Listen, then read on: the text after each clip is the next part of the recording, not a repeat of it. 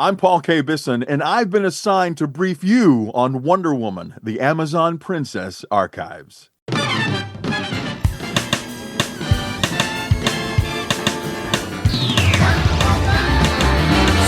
Files. Secret Files. Dead living questions and villains survive. Spectres and managers age on the dial. Mysteries mayhem uncovered in style, making their way through the pile. One by one we'll go through.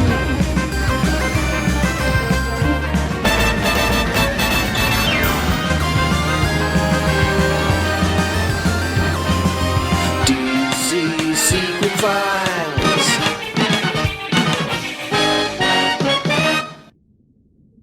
Unconscious, floating in some nebulous space and time, my thoughts are cast back to my recent past. The irredeemable Shag being arrested over some ill-defined incident at the Themysciran Embassy, only to face extraordinary rendition from a goon squad of men in black. Gene Hendricks seemingly disappearing himself after having been enlisted to aid in Shag's release. T. Ross Aitken being assaulted by unidentified metahuman while trying to feed me information. At every step of the way, by every means of transportation, including teleportation, I've had anonymous thugs and local authorities immediately breathing down my neck. I believe Captain Entropy managed to evade capture, but I had to abandon DC Dave, Billy Hines, and Martin Gray to unknown fates. Chuck Coletta, Ed Moore, and Mark Baker Wright seemed to make out okay, but was that luck, skill, or compromise? Rob Kelly started me on this mission and directed me to follow up with David Gallagher. Are they still untouched by their connection to the case? And can I trust that they weren't the ones that sold me out in the first place? All this time, I haven't been able to scrounge up even the tiniest inkling of a clue as to what was going on, or why. And now I'm in some purgatory, unsure whether I'm alive or dead. I remember my time on the cabin cruiser in the Mediterranean, before the military speedboats overtook me, the explosion, being cast adrift in the fog, an image seared into my mind of a serpent, the original sinner, and its final, fatal knowledge that flows like its snaking tail. Welcome all to DC Secret Files, the definitive podcast of the DC Universe 1993 through 2011, continuing the mission of Rob Kelly and the Irredeemable Shag's Who's Who podcast, as well as Ryan Daly's Secret Origins podcast. Plus, we'll continue to lean on the legacies of Don Markstein's Tunipedia website, Mike's Amazing World of Comics, Jeff Rovin's The Encyclopedia of Superheroes, and in this episode specifically, Michael Fleischer's The Encyclopedia of Comic Book Heroes Volume 2, Wonder Woman, as well as Phil Jimenez and John Wells's The Essential Wonder Woman Encyclopedia. Joining me is a man with a media resume going back to on-camera work on Salem Access Television in the mid-90s, with credits including narration on shows for Food Network, Discovery, and MTV, video editing, producing shows for Animal Planet and TLC, plus stage acting. But within our comic sphere, he's best known as the co-host of Satin Tights, a Wonder Woman podcast dedicated to the beloved 1970s television show. Please welcome Paul K. Bisson! Wow. We're going to do the Silver Age speed round. Oh gosh! Yeah, all right. this one's gonna go. This is gonna go real smooth. Let me tell you. I think it's gonna go real fast. I'll tell you that. That's funny. That far back. Oh my god! You know, it's funny. I want to do a podcast exploring the Bronze Age. I'm kind of terrified of doing one that explores the Silver Age, but I want to. I want to get in deep in the trenches of crazy. I feel like Silver Age is where it's at with Wonder Woman. I'll probably have to do that next. My God, I'm going to be like 95 years old by the time I finish get my fill of Wonder Woman. But that's a good thing. No one is going to out crazy Marston and Peters, just straight up. This is true. It's way more conventional in the 50s. And I do think that for 50s material, it's better than a lot of like what Batman and Superman were doing in that time period, particularly Batman. Right. But let me put it this way. I've got the 4 omnibuses of the Golden Age Wonder Woman that cover the Marston material, and I stop. And then I have a couple of several, like I think 4 of the Showcase Presents black and white, dirt cheap, brown paper editions for the Kanigher stuff. So that's how I was exposed to that material, and that's how much I'm willing to invest in that material. You have spoken with your dollars. That's great. The first person to change the origin so that Diana was born of man, who do you think did that? Go ahead. I think you can guess this one. Was it Kanigher? You bet. Of course it was.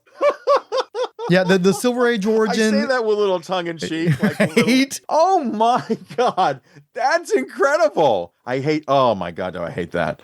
If you choose to view the Silver Age Wonder Woman as a distinct entity, she was recreated by Robert Kanigher and Ross Andru for the May 1958 dated Wonder Woman number 98. Harry G. Peter hadn't done covers in a decade, with Irv Novick providing the front-facing look of 50s Wonder Woman. But Peter was still doing all the interiors up until that point. With his death, Andrew finally matched the exterior to the interior of the book, and Kanigher could step out of Marston's shadow with a new take on the origin and series. To start with, where the Queen in Wonder Woman number 1 was a raven-haired Hippolyte with an E, we now had a blonde Hippolyta with an A, making her visually separate from her daughter. Second, Diana already wore the Wonder Woman costume as her default. When Pallas Athena ordered that a champion Amazon be sent to Man's World, to avoid favoritism, every other Amazon dressed like Diana to compete, but the real Diana won. It was a really stupid revision, and I'm sure the letter said so, because less than a year later, the same creators offered a proper Secret Origin of Wonder Woman for April 1959's number 105. It's actually billed as a Wonder Girl story, and offers our first look at teenage Princess Diana. In this version, there's no mention of clay, but rather men were living among the Amazons, and Diana was seemingly conceived the old-fashioned way. Like the three wise men, a group of gods lined up to bestow gifts upon Hippolyta's infant daughter in recognition of the queen's many deeds of justice. From Aphrodite, all the beauty of goodness. From Athena, all the wisdom of the planets. From Mercury, even greater speed than I myself possess. From Hercules, strength even greater than mine. In this way, Silver Diana also resembles the Marvel family, and Hippolyta refers to her baby as a Wonder Girl. Years later, when Diana was about Wonder Girl aged, all the Amazons' men were killed in a war. It was Hippolyta who ordered the Amazons to build a stout ship and sail away en masse, far away from these terrible wars. However, it was actually Wonder Girl alone who built that ship overnight. Clearly vastly more powerful than the other Amazons, Wonder Girl is also responsible for guiding the ship through treacherous waters and an onboard fire. Finally, they passed through the mists of eternal youth to Paradise Island. So presumably, Diana was born in ancient Greece, and all but Diana were immediately granted immortality, with Athena allowing her to grow a few more years to young womanhood. In that time, we see her continue her Amazon training, which is basically her constantly displaying physical and mental superiority to anyone who ever lived. These tales of Wonder Girl continued as a backup feature from the following issue, with teen Diana initially wearing a plain white toga thing, but was now modern enough to fend off UFOs invading Paradise Island. The Amazon teenager took the cover of number 107, finally sporting a prototype of the Wonder Girl costume, but baggier with a dress skirt. The new look was inspired by Diana and Queen Hippolyta using the time and space televisor or projector to see Diana's future self as our then present-day Wonder Woman in her transparent robot plane. Wonder Woman was in the proto-bike shorts by 1959, which was apparently too immodest for teen Diana. So she and the Amazons went through a whole design process to reach that toga top and skirted look. Besides meeting and rescuing new supporting character Merboy, we also see Diana undertaking a multi-part mission to collect the accoutrement of Wonder Woman. This included 5-pointed stars from out of a giant clam, the lasso from out of a boiling crater, and the eagle emblem from out of a giant rock's nest. That's ROC Rock, a Mothra-sized raptor on Paradise Island. This is odd because she's not Wonder Woman yet. How does she know that she's going to wear these colors? It was very confusing, and it probably piqued my interest, but not enough to dive deeper. The Paradise Island Leisure Collection, correct. Right. The Paradise, you could get a whole line of that stuff, usually, right? It's either the white togas or the red, white, and blue sort of halter top. Absolutely, yeah. It's money on the table if they don't have like a sleepwear line. Oh my gosh. When they came out with the Mego dolls for the Wonder Woman TV series, they got Hippolyta in that flowing white gown. I'm like, this is nightwear. A regal dress is also a stand-in for nightwear. I absolutely agree. Yeah. You got Michael Bailey with It All Comes Back to Superman. And yeah, most anything involving these superhero comic books that we're indulging in and fans of, yeah, it does go back to Superman, but Superman doesn't exist in a vacuum, and he is also influenced by other things. When he first came out, and I read those stories in my youth in a way that I didn't get to read Wonder Woman stuff, I love that he's a socialist and that he's grabbing war profiteers and he's going after Hitler and all this kind of stuff that he's doing. But despite being a superhero, he's relatively grounded for somebody with those kind of powers. I mean, he overwhelms everybody because he's so much more powerful. There are no super villains to stop him. Right. With Wonder Woman, she blazed her own trails because all that crazy pants stuff we were just talking about, flying off to Venus and all the science fantasy stuff and the alternate dimensions, like literally the multiverse was invented in a 1940s Wonder Woman comic book, and DC didn't circle back around to the 60s. There's so much that Wonder Woman's craziness did that influenced other people, but it's been siloed because, especially in later generations, there's been this sense of Wonder Woman being for girls or being less than. And it's a Wonder Woman comic. There's so many people that were reading all these other DC books and they would skip Wonder Woman. And that's why they poo-poo Jose Delbo, who's great. Objectively, I can appreciate when people say he doesn't rank with these other artists, whatever artists that there may be, you want to list them off. And I will admit my connection to Delbo is more of an emotional connection because he was the artist of when I started really reading Wonder Woman comics. Objectively, I can agree that he's probably not the best artist out there compared to some others, but for a very long time, my childhood, his Wonder Woman was my Wonder Woman. And another one is Ross Andru. Most people know Ross Andru from his run on Spider-Man. And Ross Andru was not Steve Ditko. He was not John Romita Sr. But I know plenty of people who like him better than when Gil Kane briefly did the book. And, Sal Buscema had a long run on Spider-Man. Nobody thinks that he's Todd McFarlane, but people dearly love those artists on that book. And that guy was doing Wonder Woman for 15, 20 years, man. Where were you when he was doing all those wonderful Wonder Woman comic books? They're gorgeous. They're still beautiful to look at. But nobody showed up for them. His cover work in the Bronze Age is fantastic going into the 80s. But if you look at Ross Andru's early Wonder Woman, he started doing Wonder Woman in the 60s, right? He actually was doing it for like the last 10 years of H.G. Peters' run. He was just doing the covers before he took over the interior artwork. So when you're talking about Peters improving, I think to some degree, probably his editor was making him try to draw more like Ross Andru for like the last decade of his life. Okay. So a friend of mine, we were looking at Ross's work and we were looking at his Wonder Woman depictions. He was like, wait a minute, is this the same artist? Because he was looking at a depiction of Wonder Woman in the 70s and then a depiction of Wonder Woman in like the 60s. It was like, that's Andru. And Andru was one of those guys that could evolve to whatever standards of comic art there were. If there was a level of comic art that you had to adhere to, a good artist will meet it. A great artist will go beyond it. And Andru was really great that his Wonder Woman in the 60s looked like a 60s Wonder Woman. And his Wonder Woman in the 70s looked like a 70s Wonder Woman. I always found that fantastic and fascinating. And I don't know, again, I'm not a comics person per se, if that was something that was ubiquitous throughout comicdom. I could certainly appreciate artists that could work on a run, go away, come back and go, oh, this is the way she's supposed to look now. Yeah, I can do that. And that's what he did as far as I'm concerned, Ross. Look at somebody like Joe Kubert. He was around in the early 40s, but he doesn't really become himself until the 60s. And I still think of him as a silver bronze artist. Gil Kane really doesn't come into his own until the Silver Age, even though he'd been around for decades. Ross Andru, I think, came in the late 40s, early 50s, probably late 40s. But I defy you to look at a Ross Andru 70s comic book and not think that dude was a standard Bronze Age artist. Like, he did not look in any way different from anybody else who was working that time period, except better. Absolutely. Oh, wow, this is a new artist from the 70s. No, he's been around forever. Testament. Well, it was new to you because you guys weren't reading Wonder Woman for 20 years, but all of a sudden he's on Amazing Spider-Man. You're so glad he's there. Right. Yes. Blowing up their own continuity, April 1960s Wonder Woman number 113 introduced Wonder Tot, who at 2 years old blew her birthday cake out of the park like a little Babe Ruth. Wonder Tot already had a smaller version of that first red, blue, and gold Wonder Girl costume. This was only a brief flashback within a Wonder Girl story, as the first Wonder Tot story held out until July 1961's Wonder Woman number 123. Plus, Wonder Tot is only 1 year old, with star-spangled diaper shorts and little lasso already in place. Diana jumps up to different ages in the story, including a Wonder Girl chapter where she's in the shorts of her classic Teen Titans costume. As you'd imagine, there's no contest to be had in these stories, because no Amazon could compete with the Divine Diana at any age. Over the years, it wasn't enough to just show Diana at different ages, so eventually we had time travel shenanigans, where Queen Hippolyta teamed up with a temporally displaced Wonder Tot, Wonder Girl, and Wonder Woman all at the same time. It's no wonder there was confusion on the matter, especially in 1965, on the few occasions where Wonder Girl's logo eclipsed Wonder Woman's on the cover.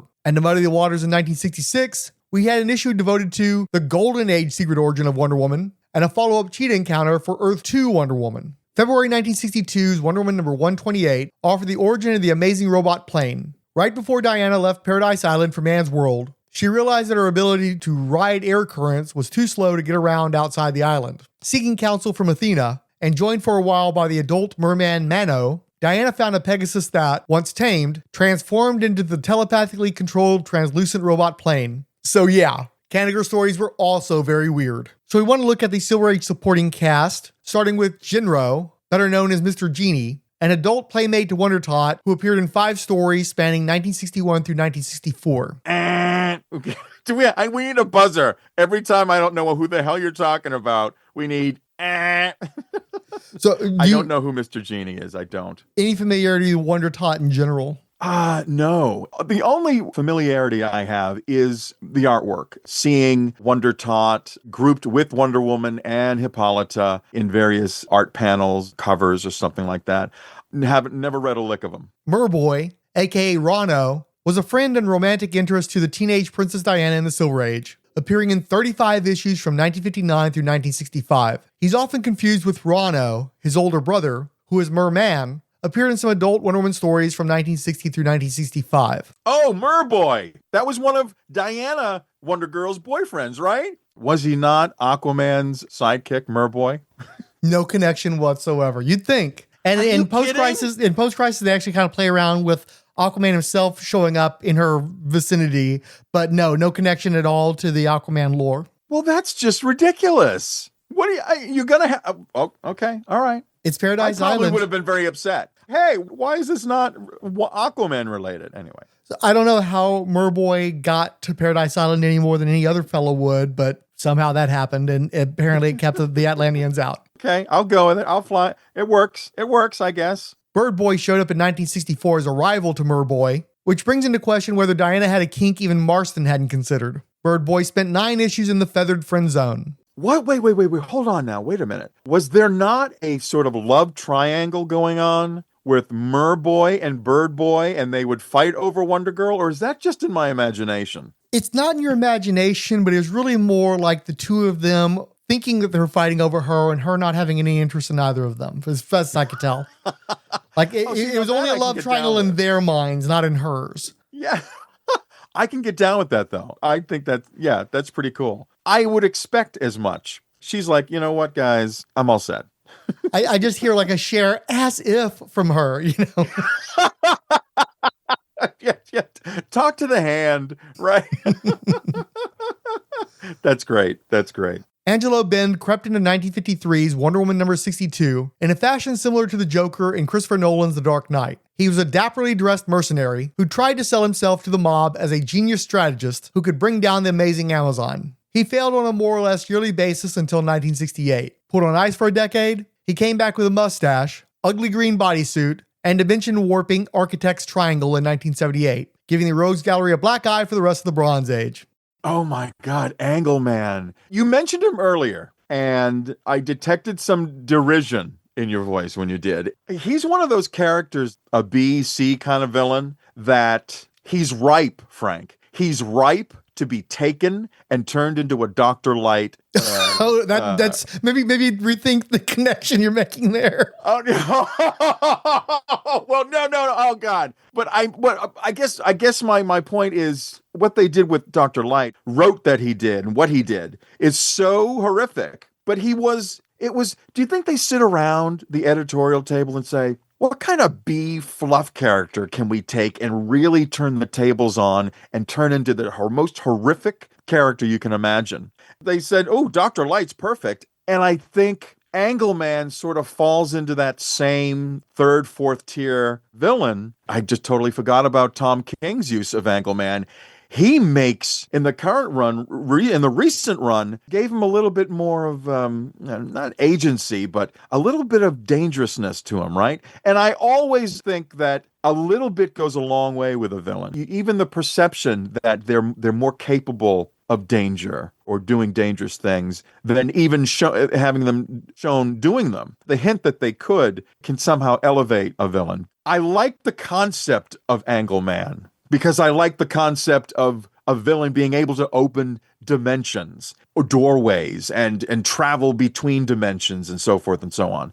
I really like that sort of thing. Don't know if Angleman is the guy to pull it off effectively as a dangerous character. He's a bit of a goof. No one is under any illusions he's going to best Wonder Woman or Wonder Girl, because I know she's gone up against him as well. Angelo Bend, I could take him or leave him, but I do like the power. His angler in the hands of a real dastardly person that could do some real damage. That's part of the problem right there, is he's basically running around with a protractor. And I just picture myself back in grade school trying to do like Wolverine claws or something with a protractor. No, you just completely negated any cool factor you could have possibly had. A compass is an actual weapon. You could harm somebody with a compass. You grab the protractor, okay? But also seeing him in like the Leaf mini comic in the all green suit with the goggles and the mustache, this guy's never winning me over. I'm sorry. I don't care. I don't care. Phil Jimenez can draw him and did.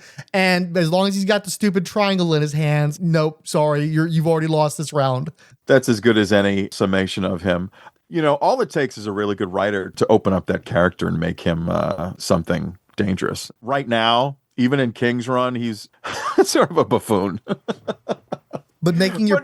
I do like that triangle, though. Come on, that's so comic booky, Frank. That is totally comic booky. There is such a thing as too comic booky, and it's too comic booky. Well, he's no Blue Snowman. Oh, God. Not getting that one over either, Phil. Sorry. Nice try.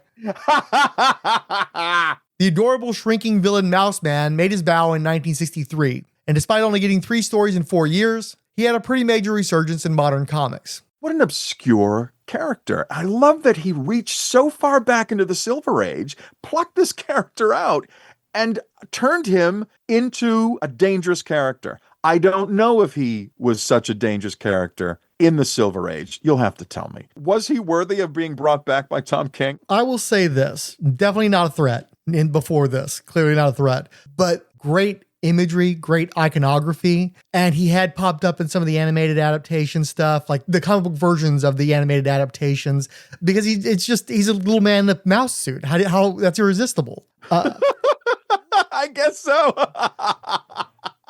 But I love that his symbol is basically like a Disney Mickey Mouse, but it's a triangle with 2 circles. And this is this ominous Orwellian threat. And it's kind of the Dr. Psycho thing again, where this is a literally tiny, insignificant nobody, but is so driven to seek power and relative, like, yeah, of course he's no threat to Wonder Woman, but anybody who would task Wonder Woman for any length of time is somebody who could take over a small island or a town or something like that, because she's Wonder Woman, right? So it's a matter of scale. It's my Batroc principle. Is Captain America beats Batroc all the time, but if Batroc can fight Captain America for any length of time and make a good showing of it, he can beat 90% of the guys out there. He's going to beat up the Punisher because he's Batroc. It's just he happens to go up against Cap, and Batroc's always going to lose against Cap. But Mouseman can take over a country. And what I like is, again, he's this insignificant person, and yet he manages to create this authoritarian state. And it's so telling. Like, that's what so many of these guys are. These fascists, they're tiny, pathetic, stupid, incompetent people, but they just manage to, but they're so focused on power, they can build up a cult of personality and they can get themselves in a position where they're actually a legitimate threat, even though they're ultimately pathetic. Pathetic, insecure, and that's what makes them dangerous to anybody else other than someone like Wonder Woman. Regular, ordinary people, he can do real harm to them. Egg Foo, a giant egg-shaped yellow peril stereotype with a prehensile mustache, cringed his way through 3 Silver Age stories a few months apart, starting in 1965, plus a one-off in 1978, and of course a shame entry in the Ambush Bug Guide to the DC Universe. He is heavily revised into Chung Tzu in the 52 era. Even if you have no clue who Egg Foo is, you know who Egg Foo is because he's one of those larger-than-life characters within a mythos. You don't need to know the mythos to know that they exist in it. And that's squarely me. I know Egg Foo is a big egg-looking dude only because he's been referenced so many times artistically within art. When you peruse, quote-unquote, Wonder Woman's most bizarre villains, I mean, he's right there. He's right there. I don't know anything about him because I haven't read those stories, but I know he's a big egg-looking dude. He looks like an egg, so it's right. It's nominative determinative. It's right there. To this day, my main frame of reference for Egg Foo is the Ambush Bug history of the DC Universe. He had an entry in there. I dropped 52 before they got into the Changzhou stuff. I didn't stick with Checkmate. All this retcon stuff they try to do with him where he's like a cyborg and stuff. I've not dealt with any of that stuff. He's still the goofy guy drawn by Keith Giffen in the Ambush Bug history of the DC Universe, and that's probably all he'll ever be to me.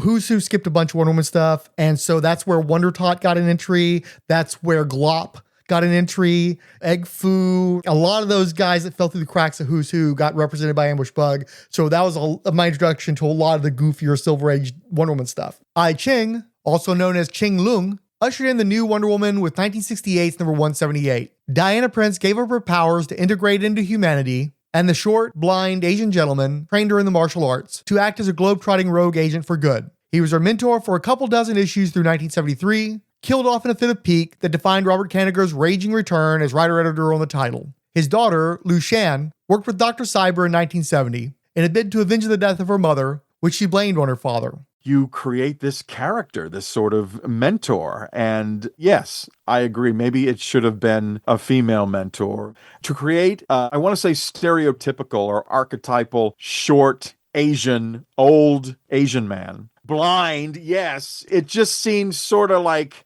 oh, that's really sort of its time. So kung fu, which would come a little later, but everything finds its roots back to those archetypes. An old, blind, short Asian man becoming her mentor seemed really fascinating. Did she need a mentor? I don't know. So she doesn't have superpowers anymore. Well, she still has her skill set, right?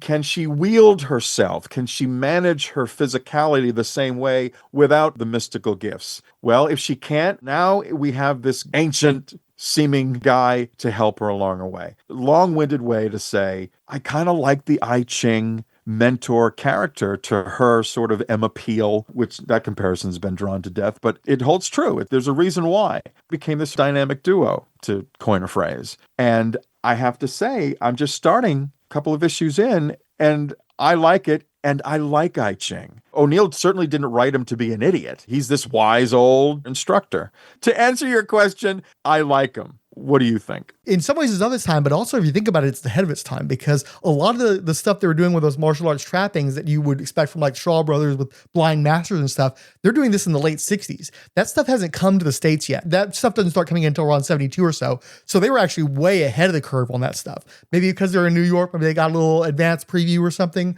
but they were tapping into something that we hadn't seen anywhere else before, except for maybe the Avengers. And of course, that's a clear influence, but the I Ching aspect, they didn't have blind Asian martial arts master detective in the Avengers, so that's kind of a different thing. And you know what? We need to have a space for Asian characters too. It may not be, It may be a little stereotypical now, but it wasn't then. It was kind of a groundbreaking then. We saw the first death of Steve Trevor. Spoilers for Tom King's run. I'll give you 2 seconds. I hated the fact that he killed him. It seems like, oh, this is a trope. This is a trope that we have to adhere to. And I liked Steve, but if it was harder to write for Steve Trevor, then so be it. Do some homework, bring your A game, and write the character the best that you can. Give him virtue, give him morals, give him honor, and let him look at Diana as someone who he feels full of love for. And let's get rid of some of this silly writing that was plagued the character over the years. Write him real, and you've got a solid character. So I value Steve Trevor, but also he's been dead a bunch of times. Wonder Woman's gotten by without him.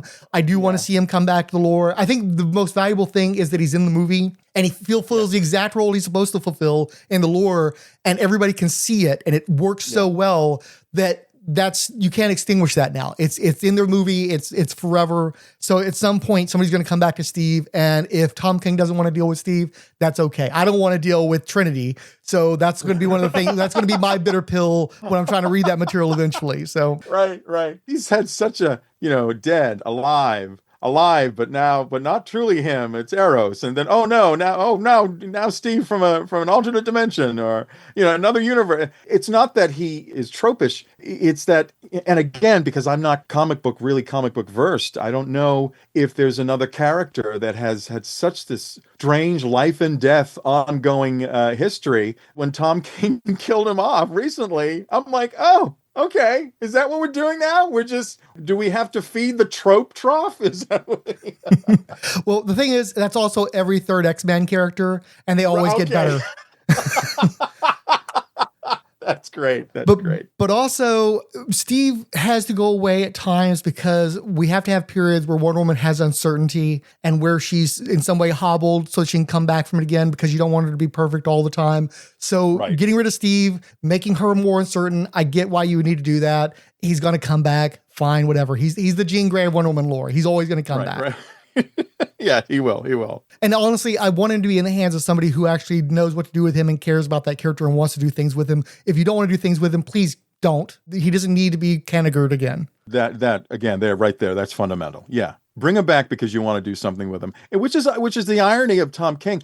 I actually thought Tom King's Steve was. I thought he was like, okay, all right, I like this guy. They are enjoying their relationship. I like it. It was only after he died that we started to get into this angsty stuff. What are you going to do? Well, the one other thing that I can see is since they came out with Diana openly as bisexual was something honestly, I spent the entire George Perez years thinking she was a lesbian. So bisexual was already kind of more than I was expecting to come out of that deal. But ever since especially once they were open about it and putting her in the Pride books and stuff, there's a desire for her to actually have a relationship with another woman rather than a man. And I think there's a lot of people who see it as inherently regressive.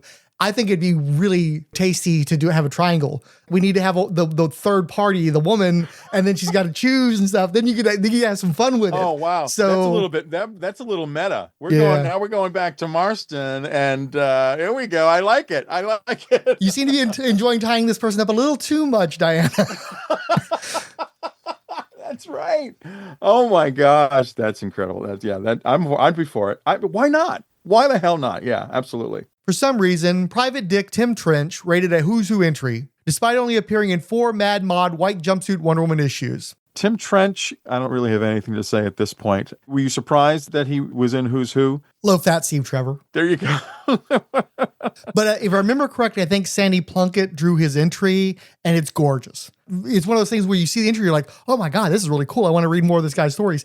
Not necessarily. Like, it's not that bad, their stories. They're still Diana Prince Wonder Woman stories, but he's just the guy who's in them with her. The guy who's serving the Steve Trevor role without ever really being a viable love interest. That's all he is. He's Cuck Trevor. Yeah, that's pretty bad. He sort of serves a purpose until he doesn't. And also, you've got I Ching, so it's like, okay, and we need this other guy too? Okay, I guess so. If they wanted to appear on the nose that they needed a Steve Trevor-ish character, then yeah, they did it. Dr. Moon, a minor DC utility villain who also managed to snag a Who's Who page, got his start in comics as an associate of Dr. Cyber in 1972. Have you gotten that far yet? I don't think so. Although I do know from later on in the Bronze Age, in the early 80s, Dr. Moon helps Cyber, or is one of her lackeys. He helps reconstruct her face or something like that. He's just sort of like her sidekick for a while. So I remember that part. Does he get introduced in the mod from the very beginning with Cyber, or? Not from the very beginning. It's after she's disfigured. Okay. Yeah, he started popping up, and if I remember correctly, Mike W. Barr, Batman stories, probably Batman and the Outsider stories. So he had other things besides Wonder Woman to get him in there. Oh, okay. A female villain must have male lackeys. Although Cyber didn't in this era when she was introduced, wasn't a group of females that were doing her thuggish work, much like Bronze Age Paula von Gunther's slave women? I will say that I'm pretty sure by the point of them introducing Dr. Cyber that the second Derek Flint spy movie had come out, which also had a female head to an all-female spy organization. So I feel like maybe there was some inspiration there. Are you at all familiar with Derek Flint, Flint, Our Man Flint, any of that stuff? I've heard of Our Man Flint, but you are a veritable fountain of pop culture. The DC Cosmic Cards podcast keeps on trucking, with number 20 being the Silver Age central image of the Wonder Woman triptych. All 3 cards are by female artists, with the Silver Age one by Jan Duursema. At this point, best known for runs on Arian, Advanced Dungeons & Dragons, and The Warlord. Diana is again on a flat, solid black surface, which is presumably the floor of a Greek temple. The fluffy white clouds give way a bit more to the sunshine in the background, and we see the start of an ivy-covered stone bench at right. Diana is at the center, knees bent as though she's about to launch herself upward. She's wearing the strappy red Roman sandals of the 50s, as well as the bike shorts and eagle chest piece. Her hair is still matted by the tiara, and her arms are over her head, deflecting bullets while looking intensely at the viewer. That card illustration is great. I've never been that guy that can identify an artist by their art. I don't want to contradict myself from what I said earlier in the show. I can spot Heck, I can spot Delbo, I can spot Cullins, Ross Andrew, Dick Giordano. He's identifiable, but he can also meld with some other ones of that era really easily. Is it Dick or is it not? When I look at this card, I love it, but I can't readily identify who that is. It could also be an artist that's trying to imitate a different style. Those always catch me off guard. I actually think it's a really cool talent for an artist that has a particular style that others know them by. When they mimic another artist's style, I always think that's so cool, especially when they really pull it off. So I'm looking at this card of Wonder Woman deflecting bullets with her bracelets, great stance, and I don't know who it is. Joe Kubert School graduate Jan Duursema, who, to my knowledge, never worked on Wonder Woman, at least not in a substantial capacity. Maybe she did some pages in an annual or something. She's normally known for a more moody style. Now, by name, do you know what she's worked on? No, absolutely not. Did you ever look at the series Arian, Lord of Atlantis? No. Probably didn't follow any Star Wars comics, right? I did not. I'm a Trekker. Trekkie. I'm not a big, I appreciate and I do enjoy the Star Wars films, but I'm not certainly not a comic book or movie tie-in book reader. So she is, for the Bronze Age, one of the more notable female artists and somebody with staying power. She continued to work into the 2000s. I don't know if she's doing anything these days, but it wouldn't shock me if she was, because she's always been in John Ostrander's orbit and she's married to Tom Mandrake. Those three often work together on various things. So she's probably still out there, still working on stuff. But what's interesting about this artwork is that it's nice to actually have a female artist working on Wonder Woman, which has happened way less often than you would think would be the case. But she has no association with this character. She happens to be a working female artist who I think really knocked out of the park and does a great job of capturing the Silver Age Wonder Woman, even in a style that really isn't her own. If I didn't know better, I don't think I'd be able to recognize the style either, because it doesn't look like Jan Duursema. It just looks like Silver Age Wonder Woman to me. Yeah, when I think of Silver Age Wonder Woman, even though I'm not by no means an expert on it, I'm a novice, really. But when I think of Silver Age Wonder Woman, this particular piece of art, which I just said I love and I do, it's not what I see in my head. I can't tell you the artist. That you probably know exactly who it is. It's very much more, the pencils are very sharp pencils. Diana Prince with the sort of horn-rimmed glasses. It's Wonder Woman with the tiara that goes all around the head. This is a little bit softer, and I like that. I really do. I really like it. I'm confident you're talking about Ross Andrew. And I think you're right. I didn't want to say it, but I wanted. Frank's going to say it, and if he says it, then he's on the hook, not me. Right. But I think you're absolutely right. I think it's Ross Andrew. Yeah. I am someone who's kind of known for being able to spot a style just from looking at it. So, but also excellent. Your description and just knowing that you're talking about that period is like, well, you go from Ross Andrew and then work your way down from there. But the first person you mention is Ross Andrew. Always, it's a safe bet. It's a little more Bronze Age. It almost feels more of a pair with when the 70s stuff went back to the 40s instead of 50s.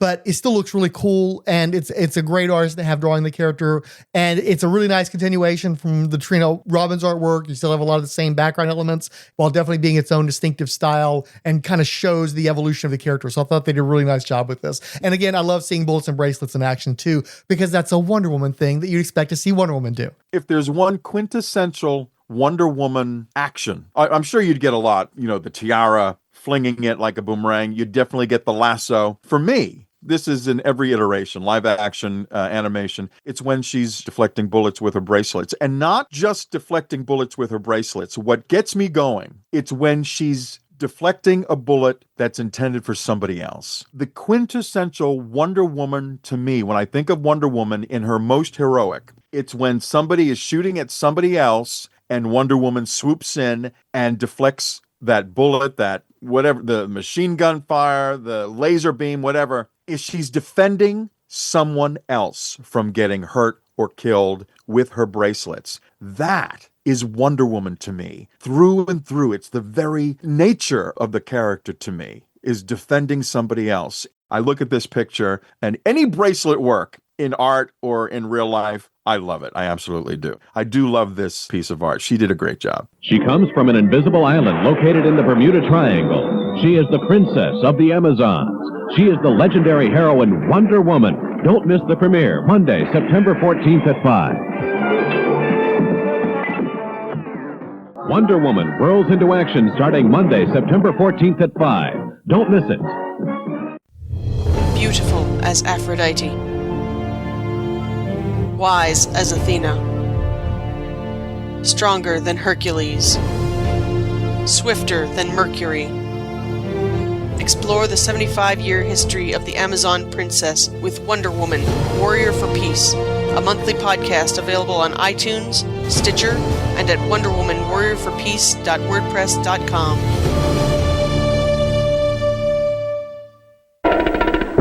Wonder Girl, swift and powerful super lass, the Teen Titans. Having spent so much time detailing the teenage adventures of Princess Diana as Wonder Girl, you may be wondering when the look-alike, sound-alike Donna Troy Wonder Girl comes into play. Unsurprisingly, that would be July 1965's The Brave and the Bold number 60 by Bob Haney and Bruno Premiani, the first named appearance of the Teen Titans. As has been oft noted, Bob Haney didn't realize that Wonder Girl was a past self of Diana that sometimes visited the present and confused her as being a teen sidekick instead. It would have been funny if they had just left teen Diana in the 1960s for a while, serving on two teams at two ages at the same time. But instead they invented Donna Troy. She had pretty much the same suite of powers as Wonder Woman, except in place of a jet, she developed the unique ability to fly unaided. The origin of Power Girl was presented as an 8-page backup in July-August 1969's Teen Titans number 22, presciently enough by a young Marv Wolfman in one of his earliest stories. He was joined by legendary veteran Gil Kane, as inked by Nick Carty. At about 2 years old, the toddler was caught in an apartment fire. Wonder Woman rescued the child, but the adults in the apartment were already dead. They had no identification and were squatters in the apartment. Seemingly orphaned, Wonder Woman took the child to Paradise Island, where she was adopted by Queen Hippolyta. Donna was trained as an Amazon, but despite the assertions of Wonder Woman in the Golden Age, that wasn't enough for a regular girl found in the USA to develop superhuman abilities. The now adolescent Donna just felt so incompetent, so weak. So the Amazon Paula, yes, the former Paula von Gunther, temporarily adjusted the purple healing ray to alter Donna's molecular structure to give her all the powers of Wonder Woman.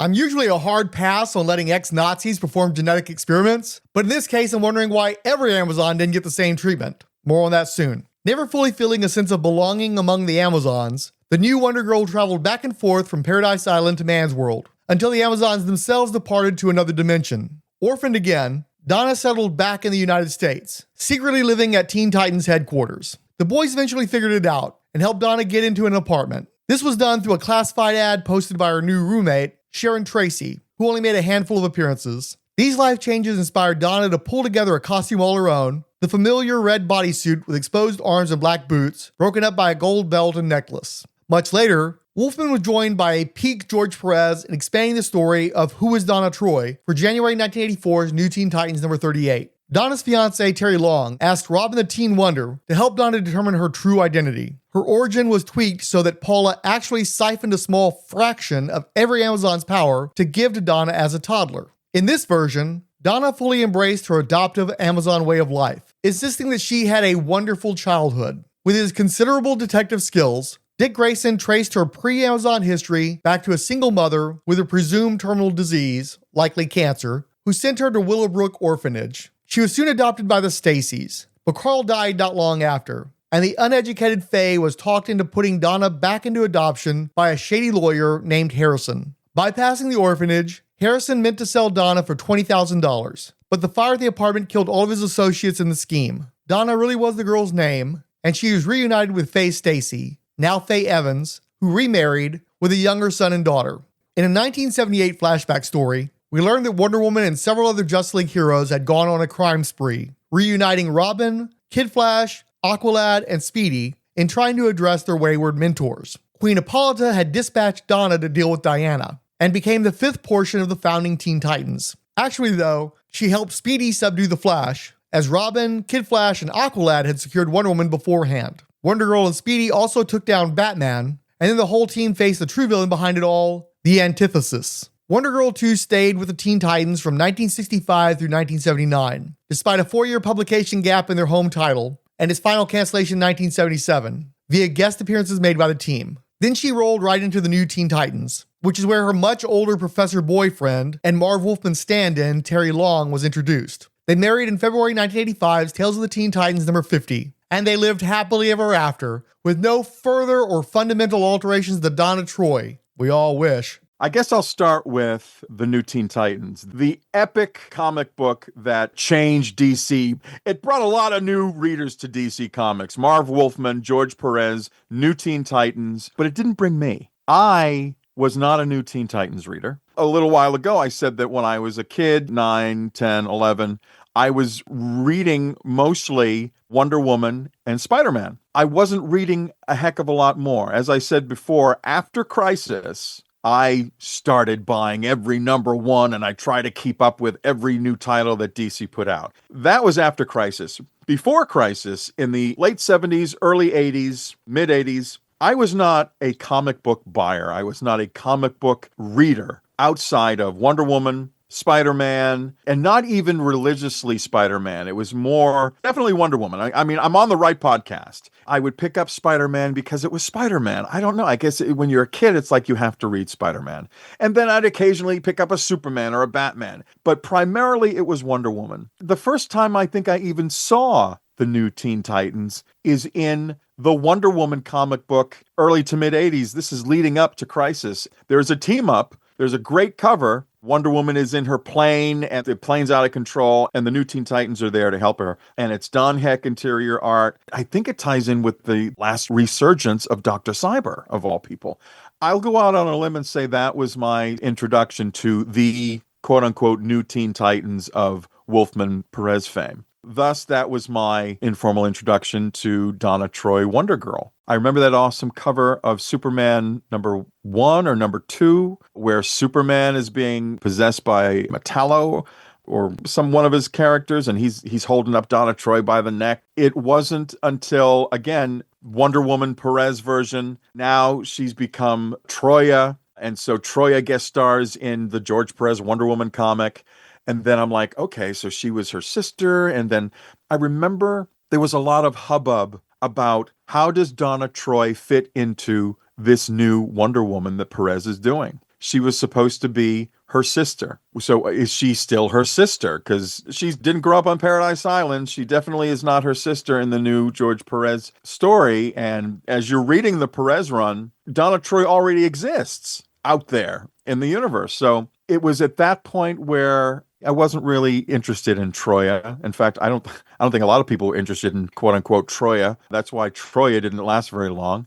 With the new Wonder Girl that Byrne had created when Byrne took over with Cassie Sandsmark, I sort of tapped out, Frank. I've said as much with Messner Loebs and John Byrne occasionally dropping in to see what was going on. I'm like, oh, there's a new Wonder Girl. Okay, what's going on with Donna Troy? Oh, do I care? No. And then the Who is Donna Troy? It's sort of a joke now, the Who is Donna Troy, just trying to nail down her history. The most exposure I got to Donna Troy was in the Byrne run, where they ran that Who is Donna Troy story arc. As we get more recent, she was in Phil's run, and I like Donna Troy, but I don't really have a cohesive relationship. I'll tell you where I am right now with Donna Troy. I like Donna Troy because the way she's written, Tom King continues this, which incidentally, Tom King, when he came onto Wonder Woman, he had no intention, absolutely no intention at all of exploring or guest starring any of Wonder Woman's sister family. And then he did this turn, this 180. And ultimately, everyone, Nubia, Donna, Cassie, Yara, is in his Wonder Woman run. Very integral to his Wonder Woman run.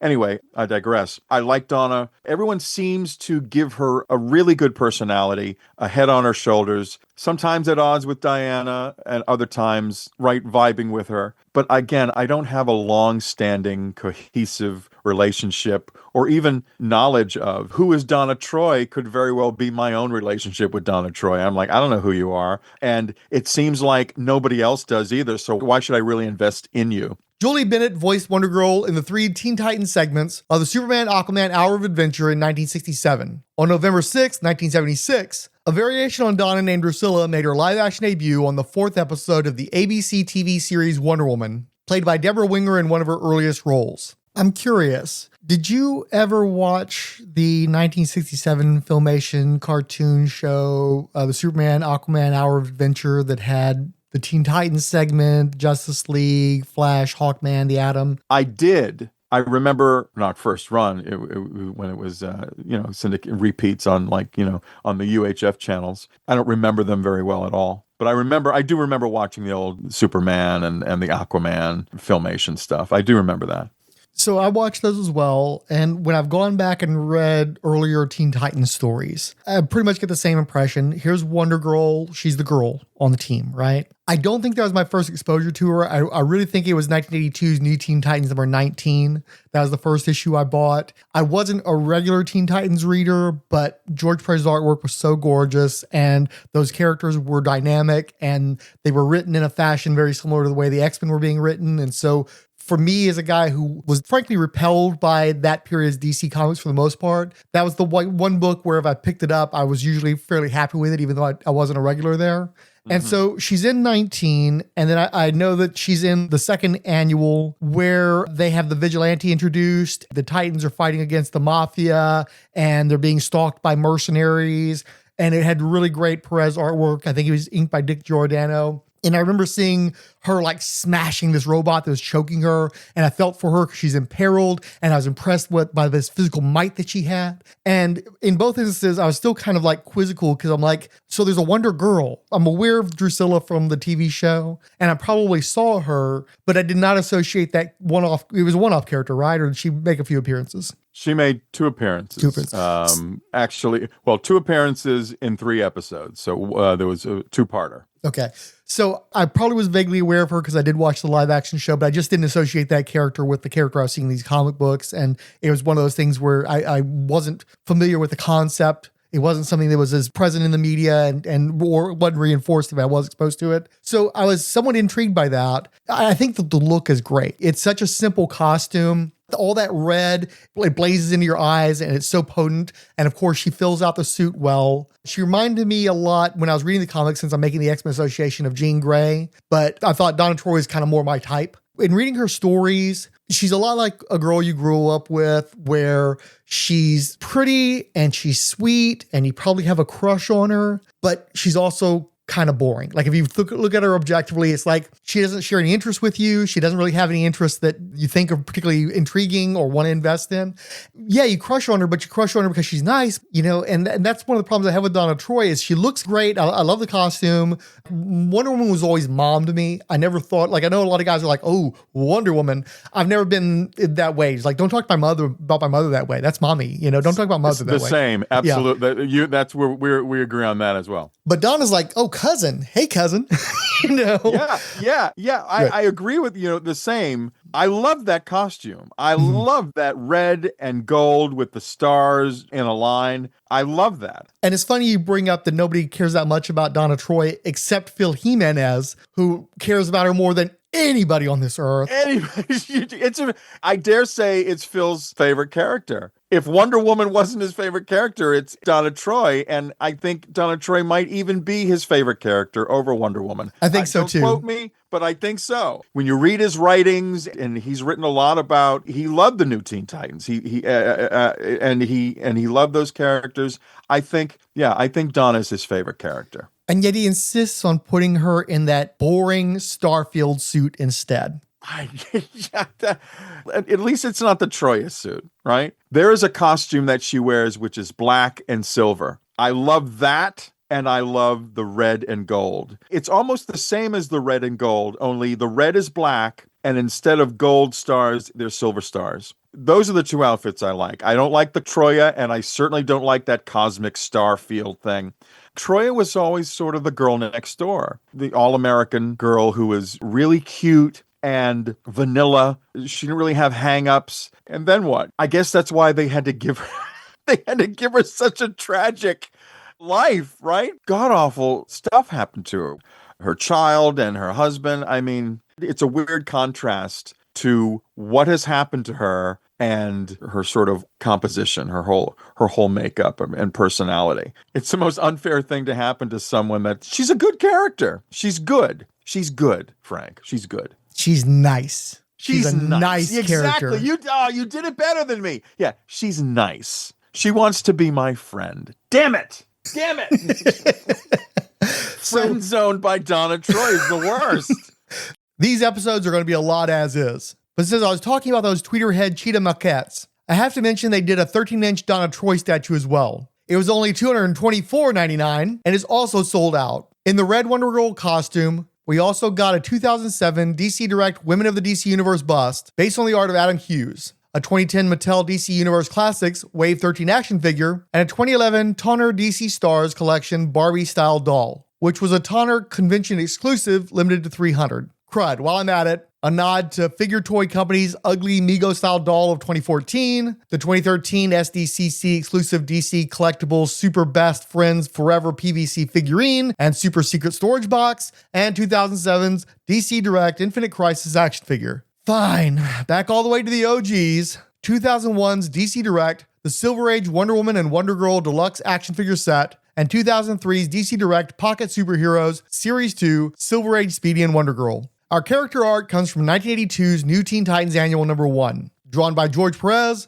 with colors by Carl Gafford. On Paradise Island, Wonder Girl has her left leg straight on a marble banner and her right knee bent as she rests her boot on a stone bird statue. Her lasso hangs on her left hip from her layered belt with a W in the center. She's wearing Perez's slightly modified and simplified version of the red Nick Cardy costume, featuring small yellow stars forming an arch from her hips to up and around her breasts, which are partially exposed by a V-neck. Her left hand's on her hip and right is on her knee. She has a gentle smile and her hair blows in the breeze. A flock of white birds fly overhead in the distance with stylized geometric shapes indicating intense sun rays against slivers of blue sky and clouds. Oh, God. Remember what long ago, many years ago, when we started this podcast recording, I made the comment, which probably will get a lot of hate mail, is that as artists get older, I think a lot of them lose that magic touch. And that is to say that a lot of George's drawings of Wonder Woman, commissions, pinups, later works, looked too homogenized. There's one thing about George and Diana is he always drew Diana's face. He was always consistent, and it was always this sort of bright,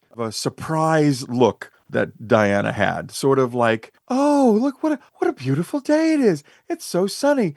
He always had that sort of expression on her. And you could say a look of wonder? A look. Oh, man, you pulled me right into that. Yeah, it was always a look of wonder. But here's my point about his, and I will bring this back to this art of Donna Troy.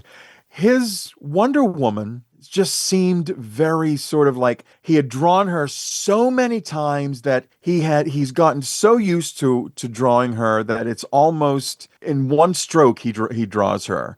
There's no sort of subtle nuances to his later drawing of Wonder Woman. And I look at this picture, and this picture of Donna Troy looks very much like the Wonder Woman picture from this same document. His Wonder Woman pinup from, I guess it was a Justice League. It seems like a first pass. Maybe that's sacrilege, but when George drew Wonder Woman before he really drew Wonder Woman in his own reboot, I never liked it. I never liked his Wonder Woman because it always seemed like, oh, I'm just drawing this character that I'm not interested in. We talked about motivation. We talked about enthusiasm early on in this recording.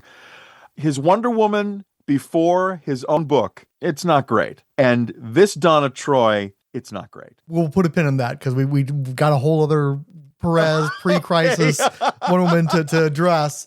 So here's the thing. This was not in a book that I had as a kid. I uncovered this for this project. Like I'd never read that particular annual to see this particular pinup. Curiously, I actually bought the foreign reprint edition while I was in Europe last year that had this image in it. A neat little find that away. Really, I just wanted to have some kind of reference for these pre-crisis versions of the characters. And it's a really magnificent drawing. I love the way he separates out the yellow sunbeams from the blue sky. And so you have a sense of passage of time, even though I'm not sure what it's meaning to represent, but it looks cool. It reminds me of like my first exposure to George Pérez was when he did the Logan's Run adaptation in the 70s.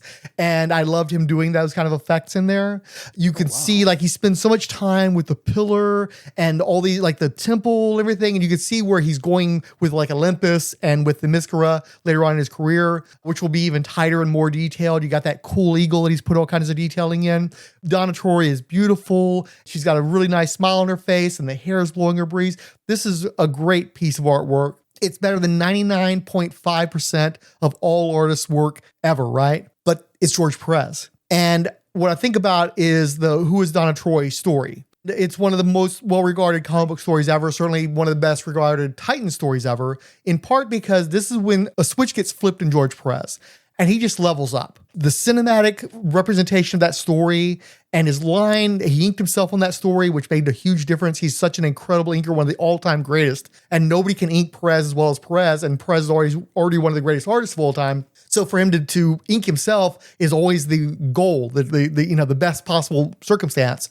And like as beautiful as this artwork is, there's still a little bit of a fanish quality to it. It's a little soft in some of the details. It's so much better than almost anybody else could produce. People would weep to be able to produce this, but it gets even better. And so knowing that this is George Pérez and knowing that he's the guy who draws Who is Donna Troy a few years later, and it's a much more defined take on Donna. She's much more specific. Everything is just that much better drawn. And as you say, when he goes and does Wonder Woman and he's doing those Escher-esque versions of Olympus, it's just like, this is great. But then he goes multiple levels above this, but this is still better than almost anything else anybody else would ever produce. So it's this weird situation where it's like, only comparing Pérez to Pérez could I say anything bad about this artwork, but it's still not quite where he's going to be yet. That's the only thing, is like, it's so good, but it's still not quite peak yet. So I do really like the artwork. I do really like the artwork, but I also see where you're coming from, and I'm agreeing with you, but only because it's Pérez and he gets Pérezier. Right. But you can see, looking at this picture, it only gets better from here. It only gets more real, more fleshed out. Yeah, comparing Pérez to Pérez. I'm just looking at Donna Troy, but when you look at Donna Troy in the whole picture, it's still extraordinarily detailed in the expression. What is it saying? When you said that the rays of the sun with the sky denoting time, that's brilliant. The pillars, the railings there with the dome behind, it is gorgeous. When I look at Donna Troy in this art, I see that there's another pass coming later. She's going to look better later. It's not as good as I know that he can draw her, because I've seen other George Pérez's Donna Troy, and I like them better than this. But I have to agree, I can't deny the fact that this is a gorgeous piece of work. You read the Who is Donna Troy, right? Frank, there's been a couple of Who is Donna Troys, right? I'm meaning the one issue story from the first run of New Teen Titans. No, I did not read that. And it's a good story about trying to find the backstory of all the stuff she, like you said, she's got the tragic upbringing and everything else.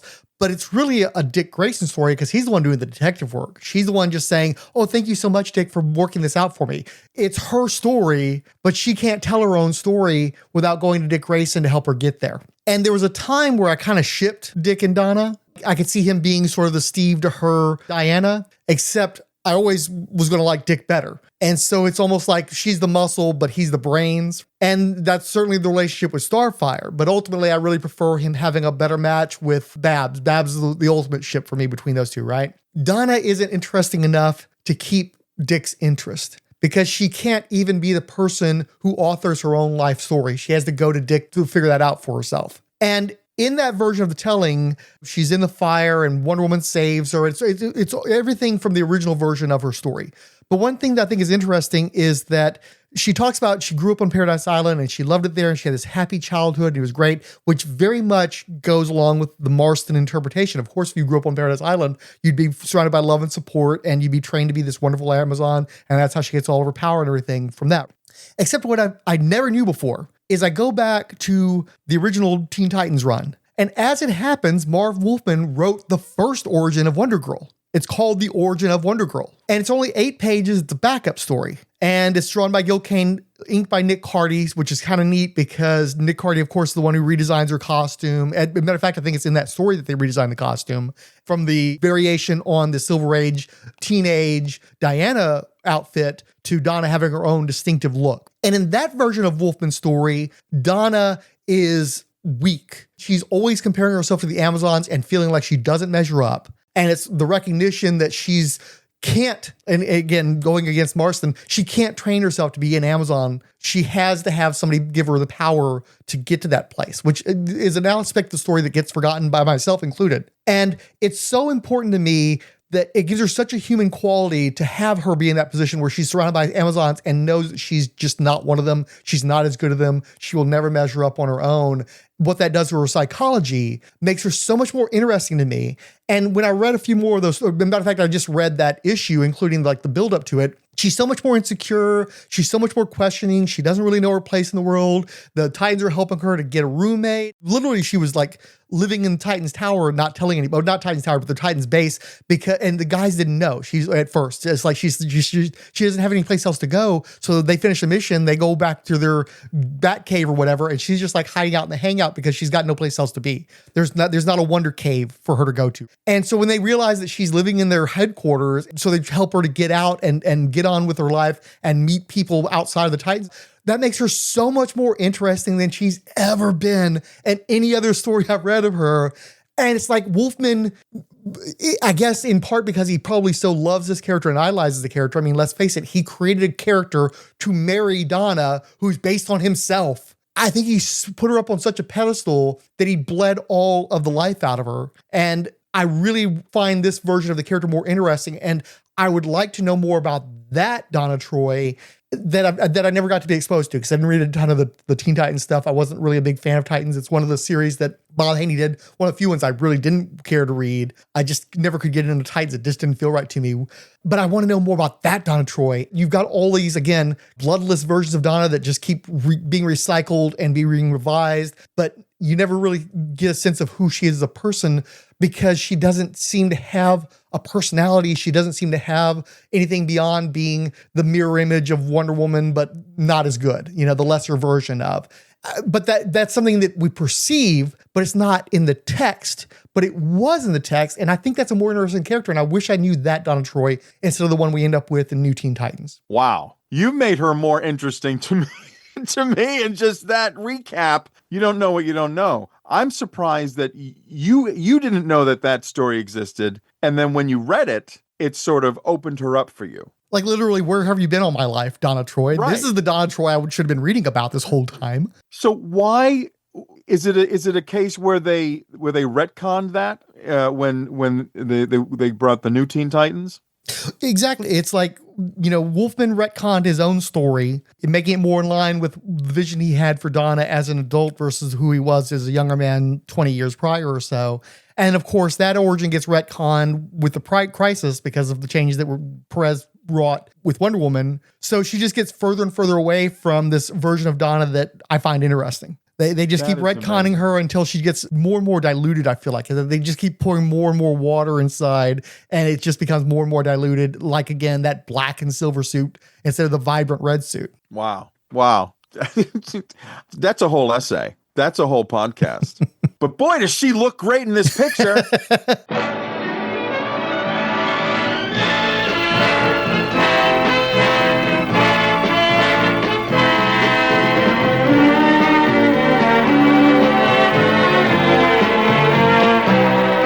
Tuesday Movie of the Week. Presenting the world premiere of an original motion picture produced especially for ABC. Tonight on Tuesday Movie of the Week. Wonder Woman. She's here. She should be eliminated. C'est la vie. Introducing Kathy Lee Crosby as Wonder Woman.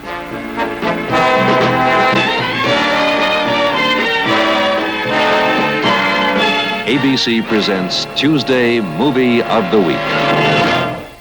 According to Mike's Amazing World of Comics, DC Retroactive Wonder Woman, the 70s #1, was released on July 20th, 2011, but bore a September cover date. It featured a $4.99 US cover price and was edited by Kwanzaa Johnson. Cover art was provided by J-Bone, with colors by Carrie Strachan. We see a plainclothes 70s Diana Prince standing in the middle, wearing a short white jacket over a black shirt, hands resting on hips, white pants, and white boots. The floor seems intended to have Silver Age go-go checks, but since they went so heavy on the white outfit, the floor is black and orange. To add further redundancy, Diana is standing in front of 3 mirrors that reflect past versions of herself, and the right mirror has her in the all-white 60s ski suit from her depowered International Adventurer days. The left mirror features her Silver Age Wonder Woman costume, and what little we can see of the mirror behind her is a Golden Age-ish costume. The wallpaper in the back is dark green with swirling psychedelic doodles. I'm only familiar with J Bone's artwork from cover work that he's done. I'd never seen a lot of it all at once. I thought it was all right. This is probably too easy, and probably too many people have this same sort of party line of, oh, it's kind of wonky and too cartoony, which cartoony is probably not the precise description for his work. There's nothing wrong with that, but that's not my go-to. His artwork and O'Neill's story, let's just call it what it is. Sadowski's art really defined the mod era. So to see someone else drawing the mod Wonder Woman era, it just seems weird. If you go in the cartoony direction rather than the more sort of realistic direction, you're really pushing me close to the edge. Sikowski, his stuff wasn't realistic, really. It was just had a mood to it. It had a different vibe. Sikowski was part of that period. He wasn't necessarily a comic artist along the same lines of artists of that period, but in terms of pop art, I think he was very much in that men's novel noir. And this isn't that. This is a different kind of retro vibe, much more swinging 60s. They're both doing that period right, but very different approaches to that period, right? Right. Although I gotta say, his faces and his proportions of character, they were more realistic than certainly J-Bone. Once you sort of relax with Sikowski's art, you really get comfortable with it. And it really does start to seem, at least to me, he's usually right on with the proportions. He does have a certain style where it's his faces, when he draws a guy with a sort of grumpy, look-see, he really does that well. And then the beauty of the feminine female face is a beautiful opposite to that. He may have been, like you say, I don't disagree that he may have been a sort of stylized, but for me, leaps and bounds more realistic than the J-Bone. Gil Kane did one of the early graphic novels with His Name is Savage, where the lead character was clearly Lee Marvin. And one of my favorite Sikowski things was a 3-issue stint in Showcase, where he clearly is also doing Lee Marvin as the lead character in Manhunter 27. You're doing your own Lee Marvin thing. Okay, good for you. It's like you're saying there, that gritty men's adventure kind of thing. He definitely had his hand on that. Wonder how many listeners out there who know what Lee Marvin looks like, outside of you and me. Well, again, people of a certain age are listening to these podcasts, so I think it's a better odds, but probably still sort of my dad really liked Lee Marvin, that kind of thing. Absolutely. We still have Delta Force for our generation, I guess. That's true. The one thing I liked with J-Bone, he's another one of these fellows like Darwin Cook, and he worked with Darwin Cook, who was in animation, and I think he mostly was moonlighting in comics, so that's why he doesn't have like a big catalog. But what I thought was interesting about choosing him for this is that she starts out as proper Wonder Woman before becoming Diana Prince. Through that cartoony style, he's able to do that Silver Age quality, like a Ross Andrew kind of thing, not looking anything like a Ross Andrew, but still that period vibe, and then seamlessly transitions into the mod stuff. And again, doesn't look like anything like Sikowski, but he's a good bridging artist. And I also like that he gave Diana ethnic features, feels a little bit more Mediterranean under his pen, which was nice. Right, yes. I noticed that. That was very interesting. Yeah, so I thought he was a really good fit for the project and an interesting choice.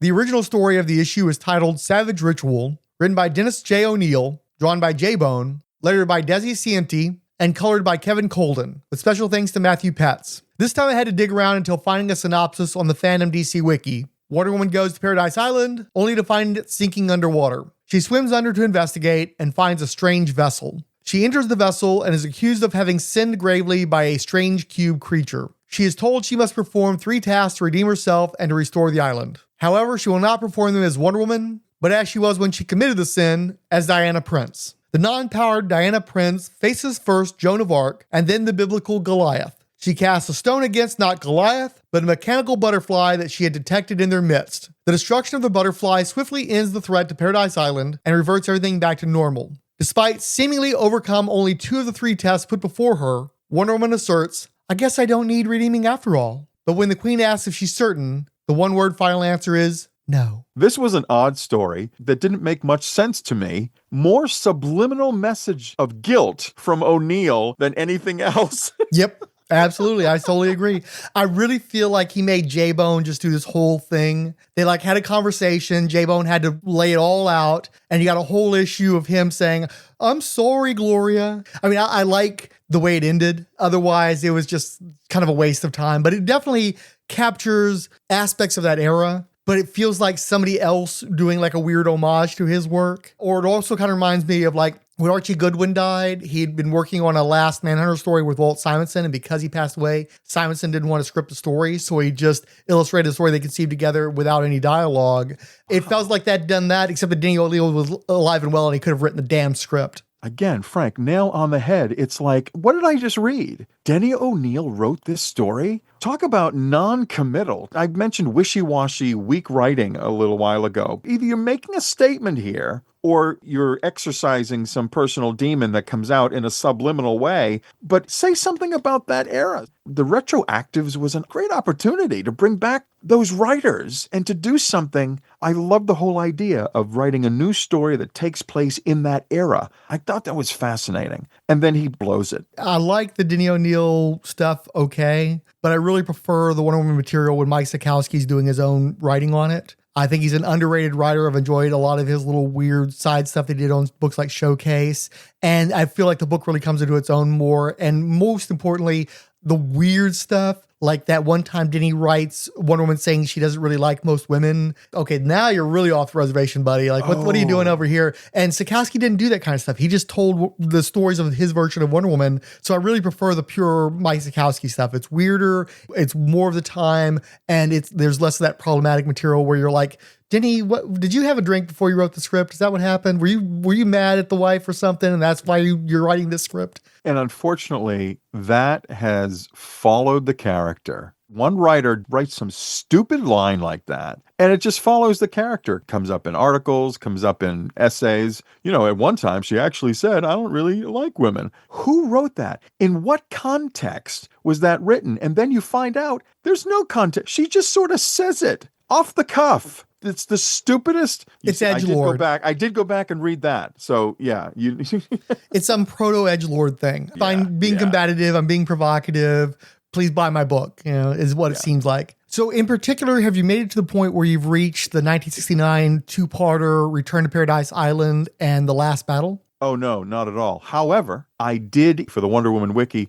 I heard somebody had once told me that Drusilla, Wonder Woman's younger sister, played by Deborah Winger on the TV series, that there was a Drusilla Amazon in Wonder Woman comic books. And I was like, I am going to find this character for the wiki. I pull out the old encyclopedia, I pull out the new encyclopedia that Phil did, and I'm looking for Drusilla. Long story short, I found her. She's the Amazon that comes out of the dimension where the Amazons are. She's the one that brings Diana to Paradise Island, crosses the dimensional rift. Her name is Drusilla. And I was like, oh, so I read some pages from that story in the omnibus, but I have not officially technically gotten to that story yet. That's my answer. I have not read the story in many years, but at the time I read it, I thought it was one of the best Wonder Woman stories I'd ever read. And I don't have any reason to think that I was mistaken about that. So I think you're in for a treat once you get to those. I love that two-parter. Well, browsing the panels, I'm like, this is kind of deep here. I'm looking forward to it. Absolutely. Yeah. She's the legendary heroine with incredible powers of strength, super hearing, and the ability to deflect bullets with her flashing bracelets. No man can beat her. No woman can equal her. She's unique in all the world. She's Wonder Woman, and she's here each weekday at 12 noon on WYAH 27. Wonder Woman is one of the greatest, most long-lived and visibly recognizable icons of female empowerment the world has ever known. That's a crushing weight of expectation to place on someone's shoulders, and Princess Diana of the Amazons has faced scathing criticism for her entire existence as a result. I'm Diablo Frank, and I've been a fan of the Amazing Amazon for my entire life, but she didn't become one of my absolute favorite superheroes until the 1990s. That doesn't seem all that long ago to me, but every year I meet more adults who are otherwise preoccupied getting born around then, so I guess it's been a spell. I try to be a good feminist and all-around decent guy, but I'm still a human being chock full of character flaws flaws, quirks, and hang-ups that make me less than anyone's ideal. Despite being an admirable heroine fighting for her rights in her satin tights, Wonder Woman is as human as Adam, and they have the same basic origin. But boy, did that guy make a mess of things. Shouldn't we extend someone with Wonder Woman's track record the same courtesy and empathy we can and should offer to the rest of the world? To be truthful, I'm not a typical fan of the Paradise Island set. I'm not big on mythology, and I'm highly critical of the most popular Themysciran stories. I like it when Wonder Woman loses her powers and hangs out with a tiny blind Asian martial arts master named I Ching, or when she works at Taco Bell and helps collect child support for a coworker from a deadbeat mafioso dad, or when she rides around on kangaroo ponies from outer space and is a little too into bondage and spanking for the squares. Wonder Woman is great, but I really miss Diana Prince, the reminder that the heroine feels and fails and bleeds like the rest of us. That's why I call my podcast about her Diana Prince Wonder Woman, and the music playing in the background is from the off-model Kathy Lee Crosby TV movie from 1974, because I like to remember there's a woman behind all that wonder, and I'd like to talk about her if you care to listen, on iTunes, Shout Engine, and the Internet Archive. Coming up next, it's Wonder Woman.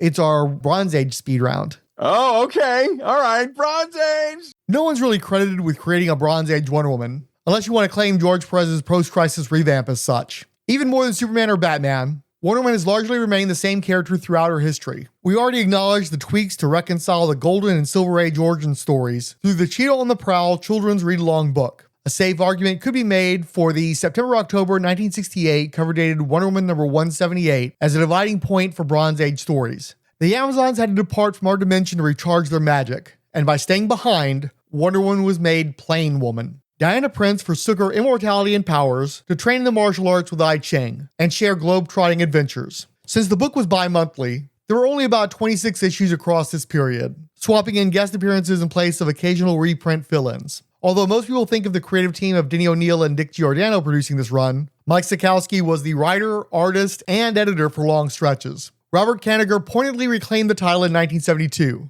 by having a proxy for interim editor Dorothy Woolfolk murdered by an assassin's bullet in story. I Ching got taken out the same way. Wonder Woman immediately got her powers and costume back, plus we were introduced to her long-lost secret soul sister, Nubia. Shaped from dark clay by Hippolyte, Nubia was stolen in infancy by Mars and raised on an island of African tribesmen to be a warrior. She only got a 3-issue arc and a cameo in the Super Friends comic, but eventually returned to build up a small library of appearances and a modest fan base of her own. Kanigher then began a short stretch of recycling her old stories with new art before the book was taken over by Julie Schwartz in 1974. Because Men, the other members of the Justice League made her accomplish various feats to prove her restored power before rejoining the team across 11 issues of her title from 1974 through 75, collected in the 2011 trade paperback The 12 Labors. Then another near 2-year period of mirroring the TV series through World War II set Earth 2 Adventures. 1978's Wonder Woman number 250 gave us the first draft of Artemis in Orana, a strawberry blonde temporary replacement Wonder Woman. Debuting in 1958, Orana only made her mark 2 decades later when she briefly claimed the mantle of Wonder Woman after winning a rigged contest before getting killed off. A variety of creators ushered Wonder Woman into the 1980s, though the run of Jerry Conway and Jose Delbo was a highlight, as TV fame saw her adding serialized appearances in anthology titles, more guest spots, and a lot of James Bondian spy organizations to smash in place of Nazis. Among them were the Cartel, an international crime organization led by the Prime Planner, who turned out to be a member of Diana Prince's supporting cast. They debuted in December 1979's Wonder Woman number 262 and plagued her for much of 1980, until she teamed with Animal Man to take them down for good. I think there were some stories written for the Nazi era that were just retooled when the book returned to Earth 1. The original Bronze Age Silver Swan, Helene Alexandros, was created by Roy Thomas and Gene Colan in 1982 for the first 3-part arc of their run. There was a modest 1985 follow-up, but her tale wasn't definitively resolved until 2011's DC retroactive Wonder Woman the 80s. We'll be covering that comic in the next segment, so just know that Alexandros was an ugly duckling ballerina who was rejected by every company for her looks. Her anger over it pleased Ares, so he gave her magical beauty, flight, and a sonic scream, then directed her at Wonder Woman. Nikos Agios was a terrorist who wielded mythical weapons across a handful of issues in 1982 through 83. He has a Who's Who entry, so go listen to that podcast if you want more. Aegis? Any thoughts on Aegis? Aegis? I don't know how you say it. Aegis?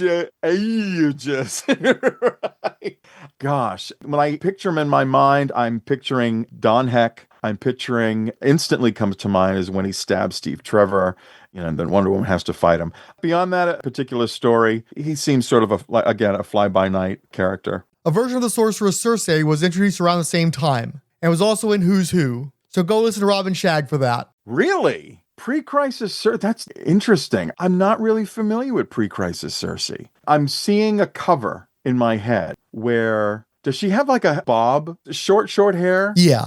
It's one of the great many things that I'm going to enjoy exploring when I hunker down. But from my heart connection to it, I don't have a very strong memory of Pre-Crisis Circe. Shag and Rob adore Who's Who and have read it cover to cover over and over again. And this was our Wonder Woman representation. So this is part of the problem. Who's Who is part of our problem with how Wonder Woman's Rose Gallery is thought of. One of the components is longevity, right? I don't recall Circe being a fundamental part of the Wonder Woman mythos before Pérez. Obviously, this instance in the Bronze Age, who knows? It was enough of an effect. Say you're Pérez, you're going through villainesses. You go back maybe 10, 20 years, you're going to come to the Bronze Age. Boom, there she is. Maybe this instance was a catapult to bring her back in his run. It doesn't have to go that deep, though. I mean, seriously, Pérez could have been flipping through Who's Who and like, who are the Wonder Woman villains? Circe. Hey, Circe's from the myth. I can work with that. Perfect. Here I am assigning research to Pérez, like he's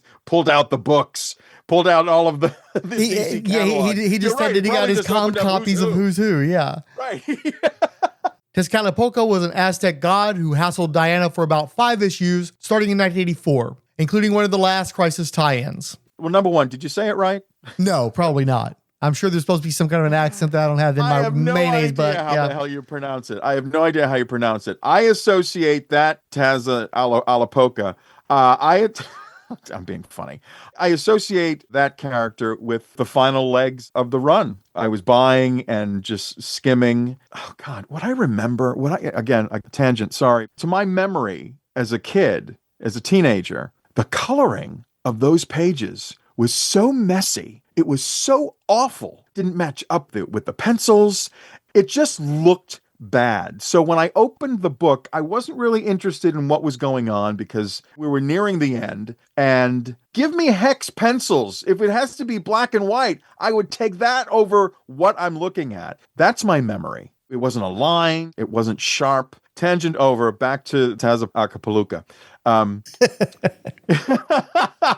I just remember he's one of the enemies that showed up while the book was on its last legs. I think it was called the flexographic process, but basically DC got sold on a press that was, I believe, either rubber or plastic, where previously it had been metal, and that it was going to be cheaper, faster, easier, and so they committed to it, and that's why all those books look like crud. Gosh, it was just like, this is awful. Who put this together? I was going to write a strongly worded letter. Dan Mishkin and Don Heck were the last ongoing creative team on the first volume, by which point it was being buoyed by a Hunter's backup strip. Jerry Conway returned for the final double-length adventure in February 1986's Wonder Woman number 329. Ares led a siege upon Paradise Island, but was routed by the amazing Amazon. Then Zeus presides over the wedding of Princess Diana to Steve Trevor, and we leave them during a refractory period in their bedroom. That she has some peace with the man she loves, at least for a short time. I remember distinctly that that's how that book ends, and I'm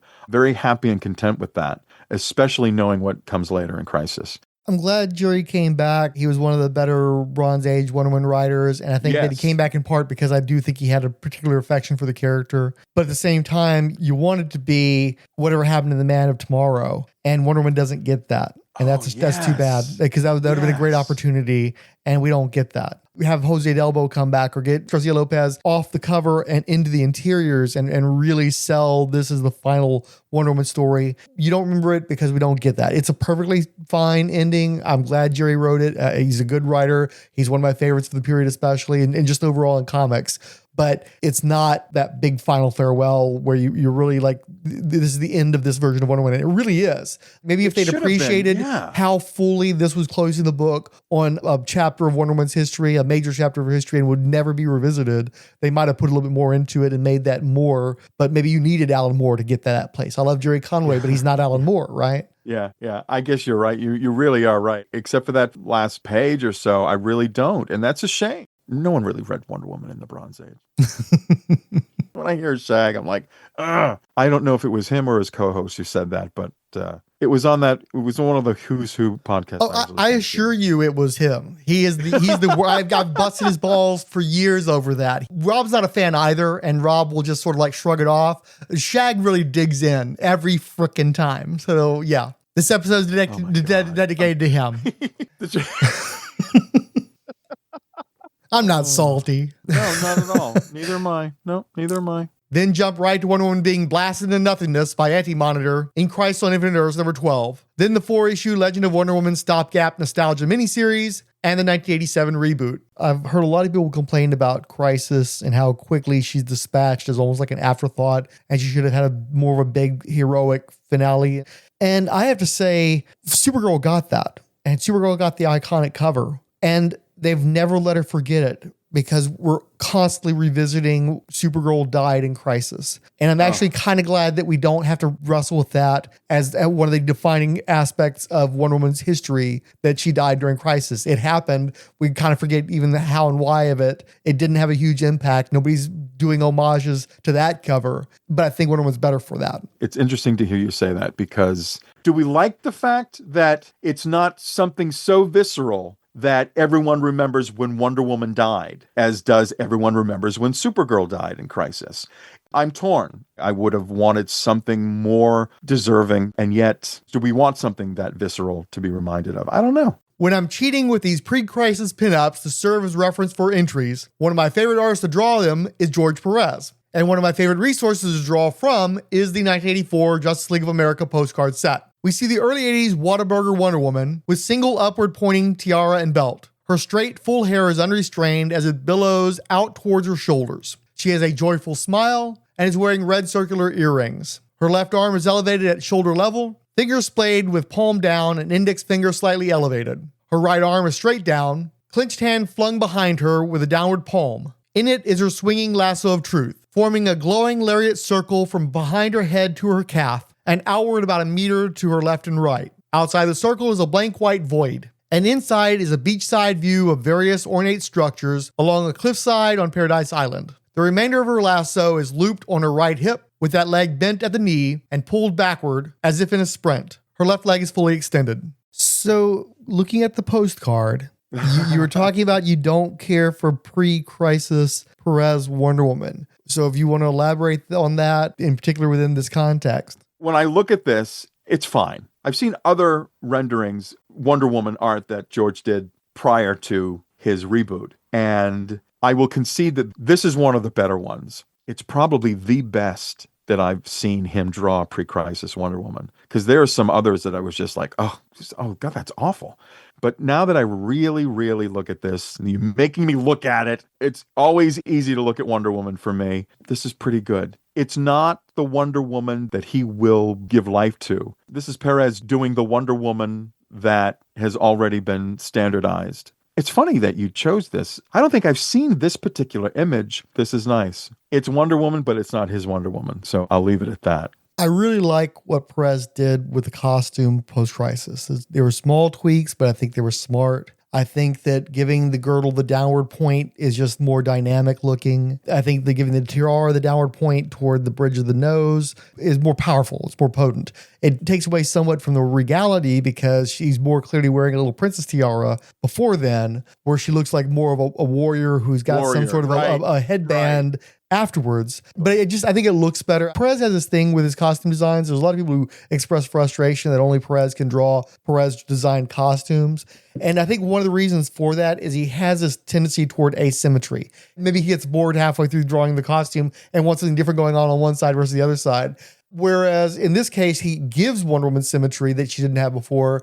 And I think she does benefit from that. I really enjoy his changes to the costume. And I also respect that he gives her the Mediterranean curls that a lot of people are very fond of. Makes sense that where she comes from, it isn't Wonder Woman without the curls for a generation of people that grew up on the press stuff. But again, as somebody who grew up on Linda Carter, this hair looks a lot more like Linda Carter's hair. And I think the hair looks really lovely. Yeah. When you really look at it, when you really think about it, the changes he made to the costume, they're really subtle. It's really the belt and the same thing he does with the tiara. And the bracelets. The bracelets, he changes them to silver and he makes them a little longer. I hate the word vambraces that everybody's in love with. She never wore vambraces. These were bracelets. The boots are the same. He just gets rid of the heels. The shorts with the star pattern, almost identical. The lasso, nothing changes there. Those are about 5 things that he changed, and yet I don't know whether it's because the costume is so iconic. I'm not a person that throws around that word. It's because I think the costume is so iconic that he can make these subtle little tweaks, and it looks like it really hasn't changed. I will concede, Frank. You got me conceding. I don't like conceding, but this is quite good. And getting back to the redesign, Wonder Woman's costume was always defined by termination points. The boots were always pointy pretty much, except for the period in time when she had the strappy sandals. She's got 5 pointed stars all over her outfit, not just in the panties, but also in the tiara. The tiara has a point. And then in the early 80s, they introduced the WW chest piece in place of the more rounded eagle chest piece, which has points. And one thing that's important is earlier on, all the points are upward initially, but once you add the breastplate, you also have these downward points for the W. And so he just continues with that theme. Okay, well, that means the tiara should have a downward point. The girdle should also have a downward point. And that way it goes, there's a greater symmetry with the icon, copywritten chest symbol. So it's a really nice, delicate, but important change, because it is always weird for me to see Wonder Woman with all these flat portions because it looks incomplete. I know that that's how she was for years and years. I recognize the time period that it's representing, but it always feels like you haven't quite finished the job yet until you have the downward points to go with all these upward points. 2 things. Don't ever say panties again in my presence. Satin tights. Satin tights. That's right. There you go. Her bloomers. A star-spangled bloomers. Okay, I think I'm going to poll your audience. To me, panties are underwear, and she's not wearing underwear. She's wearing tights. She's wearing shorts. She's wearing, you want to call it a bathing suit, fine. But that word, it just seems like... Honestly, and you could tell too, I was struggling with the word, and it really came out awkward out of my mouth. And I agree that panties are underwear, but it's not really a bathing suit bottom, is it? And that just doesn't sound, so yeah, I'm not entirely comfortable with my own usage of the word. I'll confess. And number 2, talking about the double W symbol, the only thing that would make this picture better is if Pérez drew the eagle. Now we're talking. She gets the double W symbol right smack in the middle of her bronze run, but I kind of like the eagle. Don't get me wrong, I love the double W, but I'm an old softie and I love the eagle emblem. I think I would have loved this. I just really, really like it. That's a concession from my earlier statement that I didn't like it. If that was the eagle, I would love it. Let's put it that way. And I do like, and they've done this more often in modern days, where they do cap it with more of an eagle head to allude to that. Also, yeah. And absolutely. the eagle just makes more sense on a woman's body. I get the double W when you want to put a sticker on the back of a truck and you want to sell a brand. Whataburger. When you put that on women's breasts, they don't really set right. It's just not, you don't have the same space that a Superman chest has. It's not built that way, so it's a little awkward looking. But I do like it when they incorporate a little bit more of an eagle element into that. And one other thing Pérez does, he gets rid of the earrings. She always had earrings for years and years, whether they were star earrings or the circular ones we see here. And when Pérez takes over, there's no more earrings. There's no more jewelry for jewelry's sake. Everything has to be functional. Absolutely. Okay, but enough about this Bronze Age stuff. Let's talk about some more Bronze Age stuff. Described as a strangely beautiful, wholly merciless woman by Dennis O'Neil and Mike Sikowski, Sylvia Cyber, 2 C's, was introduced in November-December 1968's Wonder Woman number 179. She's the leader of a vast criminal organization, predominantly employing women, that Steve Trevor feigns treason to infiltrate. Probably in part due to the not being a woman thing, Dr. Cyber doesn't buy it, but Steve does, when her assassins bump him off. This was the first and most famous death of Steve, who stayed dead for 8 years and altered the formula of the series considerably through his absence. Both to avenge Steve and for the good of humanity, Diana Prince and I Ching continue his pursuit of justice against Dr. Cyber. After her initial 4-issue run as chief antagonist of the new era, she took a break before a key 2-parter across 1970's Wonder Woman number 187 through 88. It's here that Lu Shan gunned down her father, I Ching, while in devout service to Dr. Cyber. Sylvia Cyber tries to recruit Diana Prince, even after having just brutally dispatched some Chinese Tong that had tried to muscle in on her racket. It was the distraction of this offer that allowed a dying Tong to fire a machine gun, which struck a brazier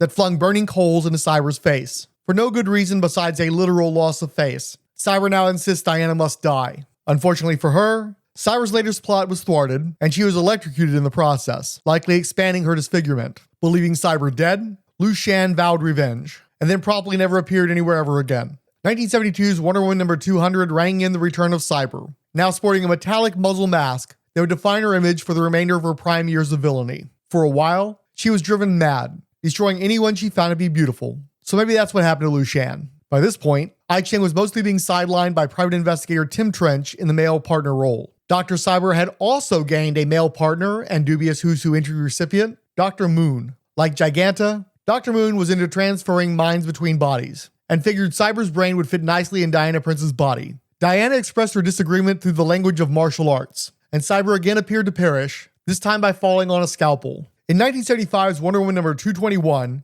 after the Amazing Amazon had been restored, we learned Dr. Moon had managed to revive Dr. Cyber. For a time, Cyber used technology that allowed her to appear as any beautiful woman she wished, but the prosthetic didn't work out in the long run. So Cyber again captured Diana, with the intent of carving off her face to graft onto Cyber's. But things went downhill for Cyber from there. Like, she fell off a ski lift to another erroneously presumed death. In a wild revision for 1982's Wonder Woman number 287, Cyber went full Doctor Doom by embracing powered armor and sorcery to confront not just Diana, but guest stars the new Teen Titans, still with Dr. Moon in tow. Cyber had intended to use Wonder Girl as leverage against Diana in another bid for a brain swap, but even with the updates, was wildly out of her depth. This time, Cyber and Dr. Moon were captured, and given her mistreatment of Moon, it's no wonder he stopped showing up for her after this. The original Cyber's last hurrah came a couple of years later in Wonder Woman number 319 through 321, where she regained her lost memories of Diana Prince's dual life, impersonated her, and with her military credentials secured access to nuclear weapons. Through circumstances too convoluted to get into, the god Eros' essence had been intermingled with the soul of Steve Trevor, so he felt compelled to aid Wonder Woman against his killer. Cyber's jet blew up, there was no body, but there was an appearance in Crisis on Infinite Earths number 10, where she joined an army of supervillains in invading Captain Marvel's Earth S. Almost 20 years later,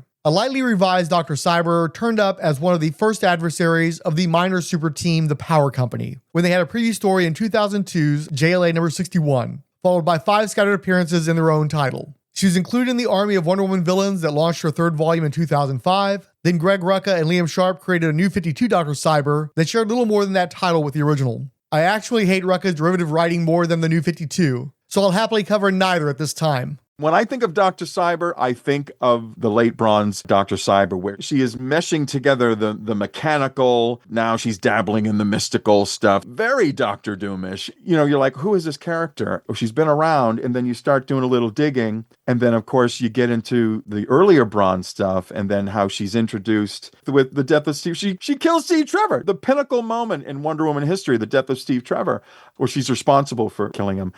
I don't want to sound contradictory or wishy-washy with some of the things I've said before, but I love a character that has longevity. I love a character that comes in, makes an impact, goes away, and then every few years, that character comes back to cause trouble again. Is that a rogue? When I think of a rogues gallery, I think of a villain that pops up maybe every 10 issues or every 15 issues. And because a lot of Wonder Woman was bi-monthly, the math works out. But I like Cyber in that every time she popped up, she's like a bad penny. You think she's dead. She dies at every encounter. She dies. Oh no, she's not dead. She comes back. She's got it out for Wonder Woman. Who are the ones that have an emotional, they keep gunning for her? Certainly Cheetah's there. Certainly Cersei's there. But I think between Cheetah and Cersei, you've got Dr. Cyber. And I'm talking about female villains. For vengeance, she blames Wonder Woman for what she did to her face. It's very simple. Revenge is always simple, but it's always potent. It always works. I like Dr. Cyber. I like that Dr. Doomish face mask. I love that she's bitter and angry and out for revenge. And I love that she gets thwarted every time. And she apparently dies every time. And she's not really dead. She's never really dead. And despite your distaste for Rucka, I absolutely love what Rucka did with Cyber, making her AI. Hello? Brilliant. Making her a computer entity, consciousness. Brilliant. I don't care what you say, Diablo Frank. But I will still be saying some things, regardless of whether you care.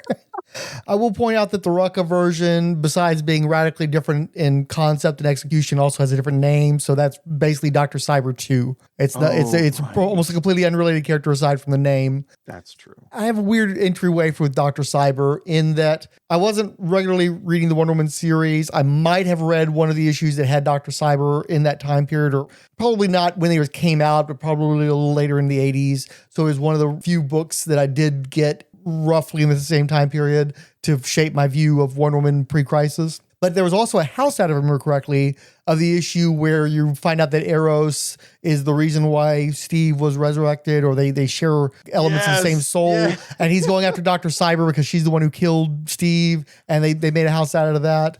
But also, the one issue of Who's Who I got had Dr. Cyber in it. Thankfully, I didn't buy all those other Who's Who's issues and get corrupted by all the terrible Wonder Woman villains. You know, I didn't elevate Kung to a higher position than he ever deserved. But with Dr. Cyber, she deserves the Who's Who entry. And it's a really cool entry. I definitely agree, yeah. Yeah. And I dig that her face, they give her basically a horse head mask to some degree. She's so inhuman, far more inhuman than Dr. Doom, even though that's an obvious influence. Everything about the design is clearly just Dr. Doom her, and let's see if we can tweak it to make it a little less obvious. She's Darth Vader, she's Dr. Doom, right? Absolutely. And then later on, Pérez makes Ares essentially Darth Vader for her. I'm not wild about Cyber getting involved with sorcery either, because it's not only is it a bridge too far and it's way too much Dr. Doom, but also it's not explained well at all why she would be getting into mysticism.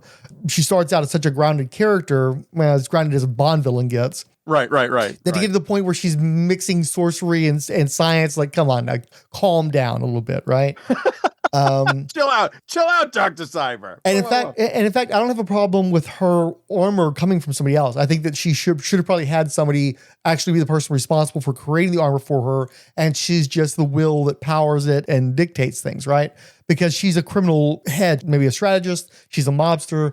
There's no reason why she'd be able to design a super suit. But I love that she begins with the Diana Prince era, and she has to evolve with Wonder Woman. Unlike other Wonder Woman villains, she evolves so that she can become something that can fight Wonder Woman when she's back at full power again, right? Right. It's a striking image. Wonder Woman's always going to have an element of paganism to her, so she's the one who should have a mystical quality, where Cyber is more a being of the world or of a future world, a retrofuturistic quality to her. Wonder Woman is beautiful and very exposed. You can see her flesh, you can see her face.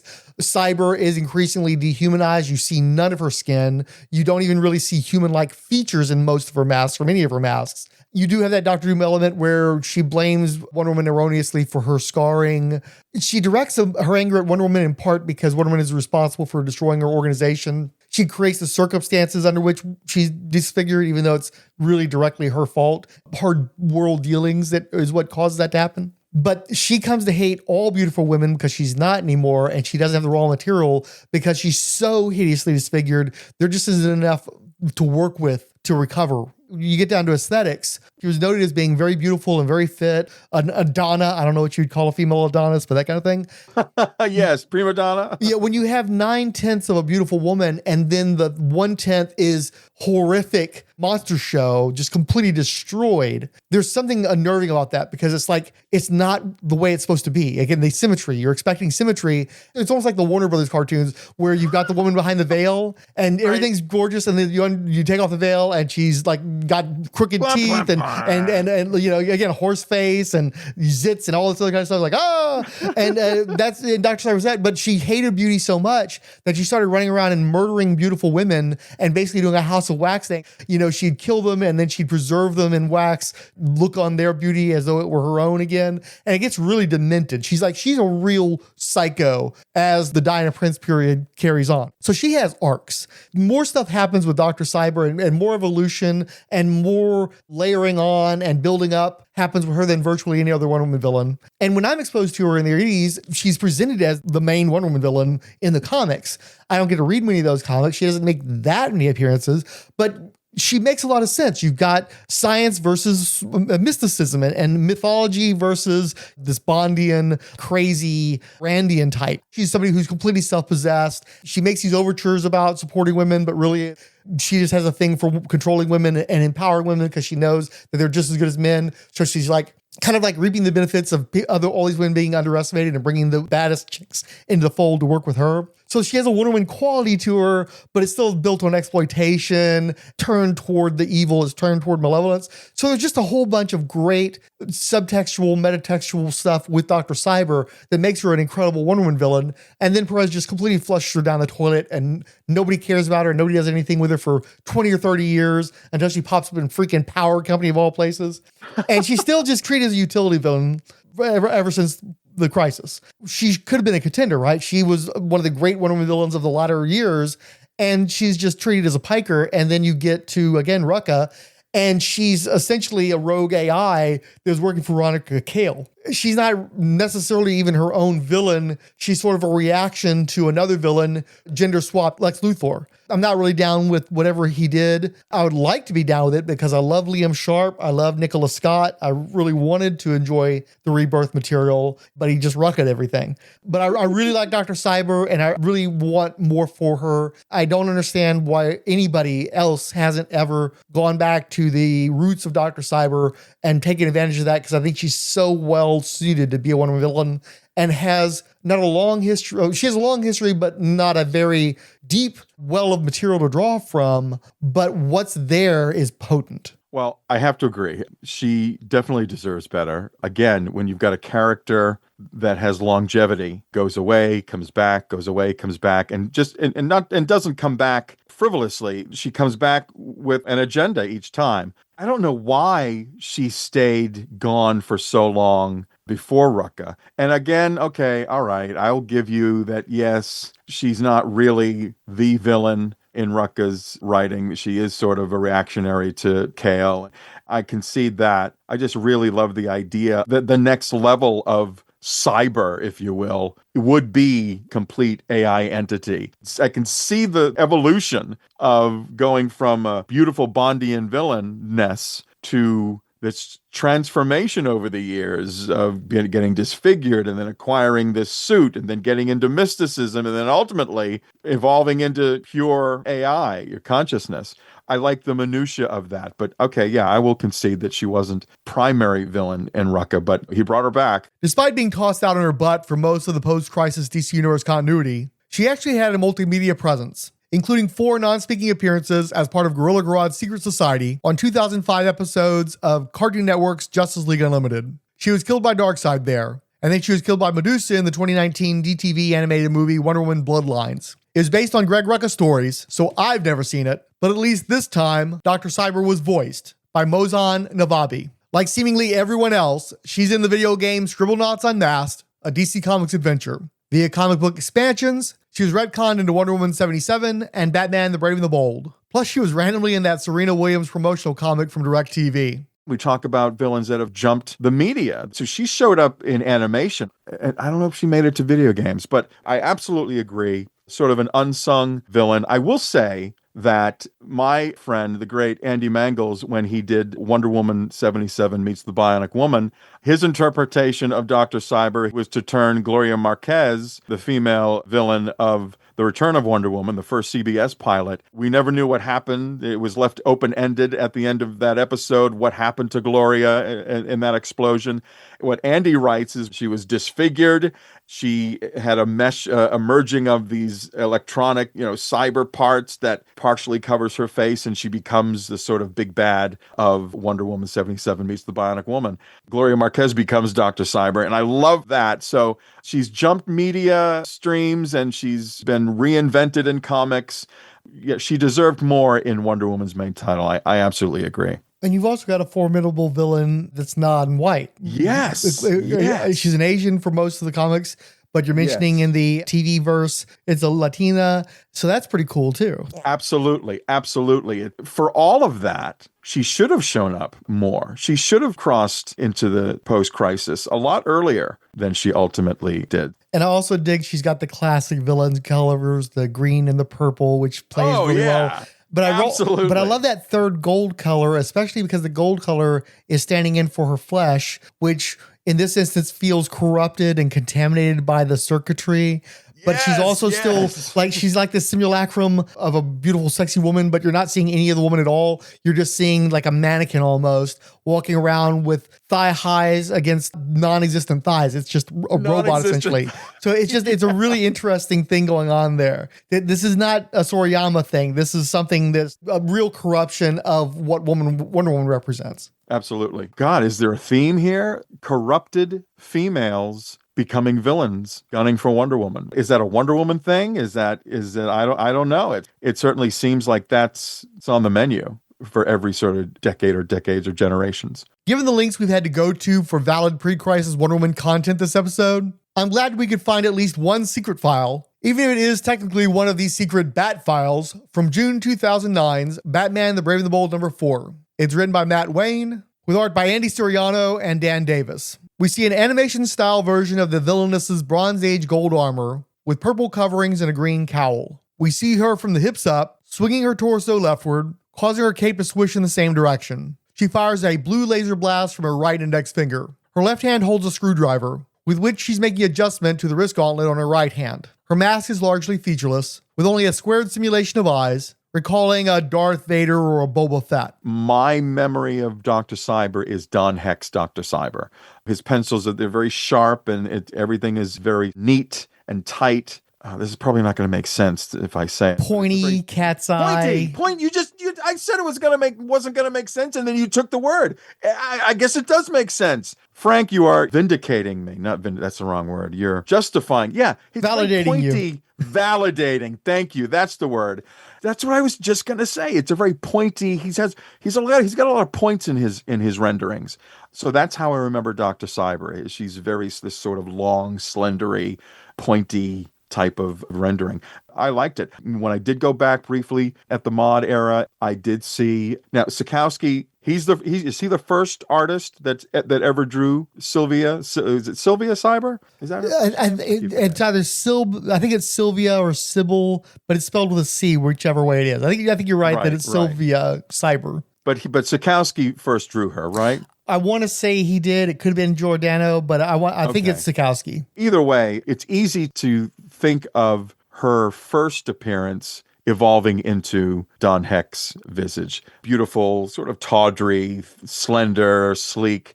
And that's exactly how Heck draws her, even though she's in this sort of metallic bodysuit with cape and face mask. I'm sure there are not many Don Heck fans out there. I am one, but as I say, that's more of an emotional connection, childhood connection, rather than any sort of objective analytical art deconstruction. All that's great, but I actually meant the profile art from the document. Oh my God.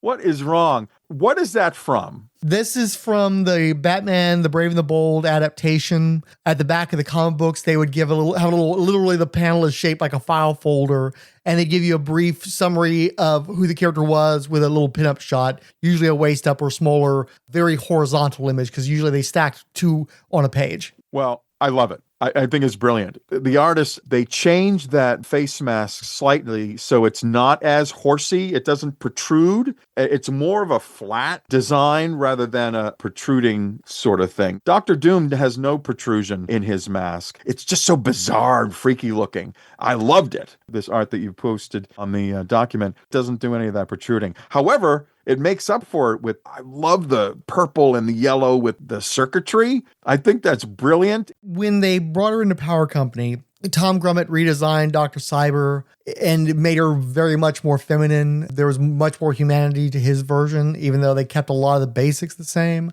And this is sort of a nice hybrid of the two because I really didn't like that excessive femininity. I like that dehumanized quality that Dr. Cyber has. Yes, yes. And this is a nice compromise where she's definitely more feminine. There actually is an attempt at sexualization.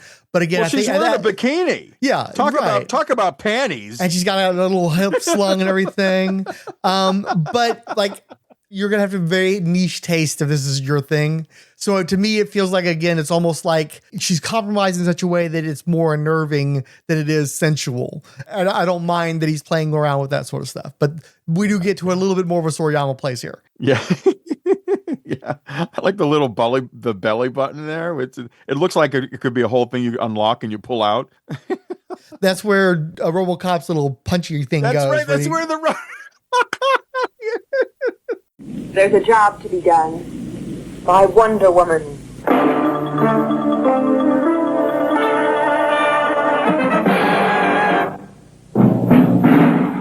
Wonder Woman, who knows she has the strength of Hercules, who knows she has the wisdom of Athena, who knows she has the speed of Mercury, and who thinks she has the beauty of Aphrodite.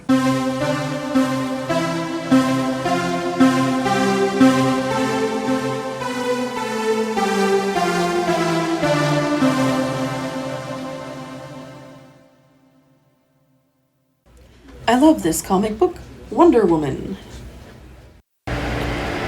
Welcome to the I Love This Comic Book, Wonder Woman podcast. I am going to cover the first 614 issues, story by story. The original first 40 or 50 Wonder Woman comics came out quarterly and have 3 stories in each issue, so 1A, 1B, and 1C. Then later, it became bi-monthly and had 2 stories per issue, which means an A and a B. Eventually, it became a monthly issue, and then we will have 1 story per book. I look forward to exploring Wonder Woman's comic book history with you and learning what makes Wonder Woman Wonder Woman. The first 10 episodes will be released every 4 days, and after that, the regular episode schedule will be once per week. Thanks for listening. And for more information, go to pastasworld.com.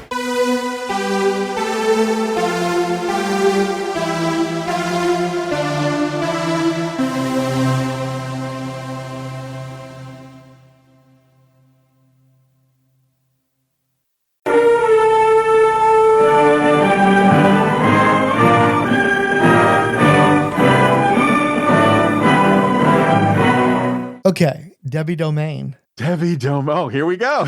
We're talking about corrupted females. The Debbie Domain Cheetah was created by Jerry Conway and Jose Delbo for the December 1980 cover-dated Wonder Woman number 274. Domain was the niece of the now invalid and remorseful Priscilla Rich. And enough money stayed in the family to bankroll Debbie's environmental rights activist crusading from a private yacht. Debbie was summoned by Priscilla on her deathbed with the intent of the former Cheetah unburdening her soul of her still secret crimes. But unfortunately, the maniacal Cobra of the same-name terrorist organization was intent on recruiting Cheetah for a gambit against Wonder Woman. With Priscilla Rich unavailable, he decided to make a new Cheetah by brainwashing and torturing her niece. Less like Two-Face and more like Poison Ivy, Cheetah became a devoted and homicidal eco-terrorist, swiping at Wonder Woman when she gets in the way. Sadly, I also do not have a Debbie Domain podcast episode to direct you towards, despite reading these issues and the entire short run of Cobra's solo series that preceded it. Maybe one of these days. And I do wish I knew where I put my notes on that, but there isn't so much left of Debbie's Domain that I can't wing it. It feels like she comes already with her porno name, like she lived on Domain Street or something.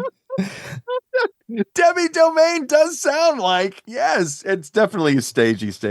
She's like Debbie Gibson. I'm Deborah now. It sounds less pointy that way. Deborah, yes. What I remember as a kid was being fascinated that somebody could be brainwashed like that, what Cobra does to her, or the idea of brainwashing itself. I'd heard the term brainwashing, and to me, as a kid, all it meant was that you made somebody, you mind controlled them, which isn't exactly what brainwashing does. What I remember about that comic is Cobra has her strung up. She's suspended in the air by her wrists and her legs, and she's just hanging there, forced to watch the cruelty of humanity. And what I wrote was, I more recently remember being confused that this 70s Wonder Woman remembered Priscilla Rich as an old enemy, quote unquote. I didn't think this Diana encountered Rich, but again, this is why I'm going to do the Bronze Lasso. I love the idea that they wanted to bring back Cheetah for the Bronze Age. Probably owes a lot to bringing back Cheetah during the Return to Tomorrow, as you called it. Somebody probably said, hey, let's bring back Cheetah legit. Let's bring her back into the 70s. So I love that, number one. Let's bring back Cheetah for the Bronze Age Wonder Woman. And let's make her related to Priscilla Rich. Again, it doesn't come without its technical problems because Debbie Domain is her niece. Her aunt is Priscilla Rich. She goes to visit her aunt because her aunt wants to tell her about her nefarious career as the Cheetah, which is interesting because when you think about it, again, you don't want to lose any brain cells, but this Bronze Age Wonder Woman, she couldn't have fought Cheetah. There's no record of that, of this Bronze Age, or the Earth 1 Wonder Woman, I guess I should say, having fought Cheetah. You're going to have to correct me on that. Maybe she did. To refocus, I love the idea of bringing Cheetah back for the Bronze Age. I love that she's connected through family to Priscilla Rich. The idea that Priscilla Rich dies in these issues is very interesting.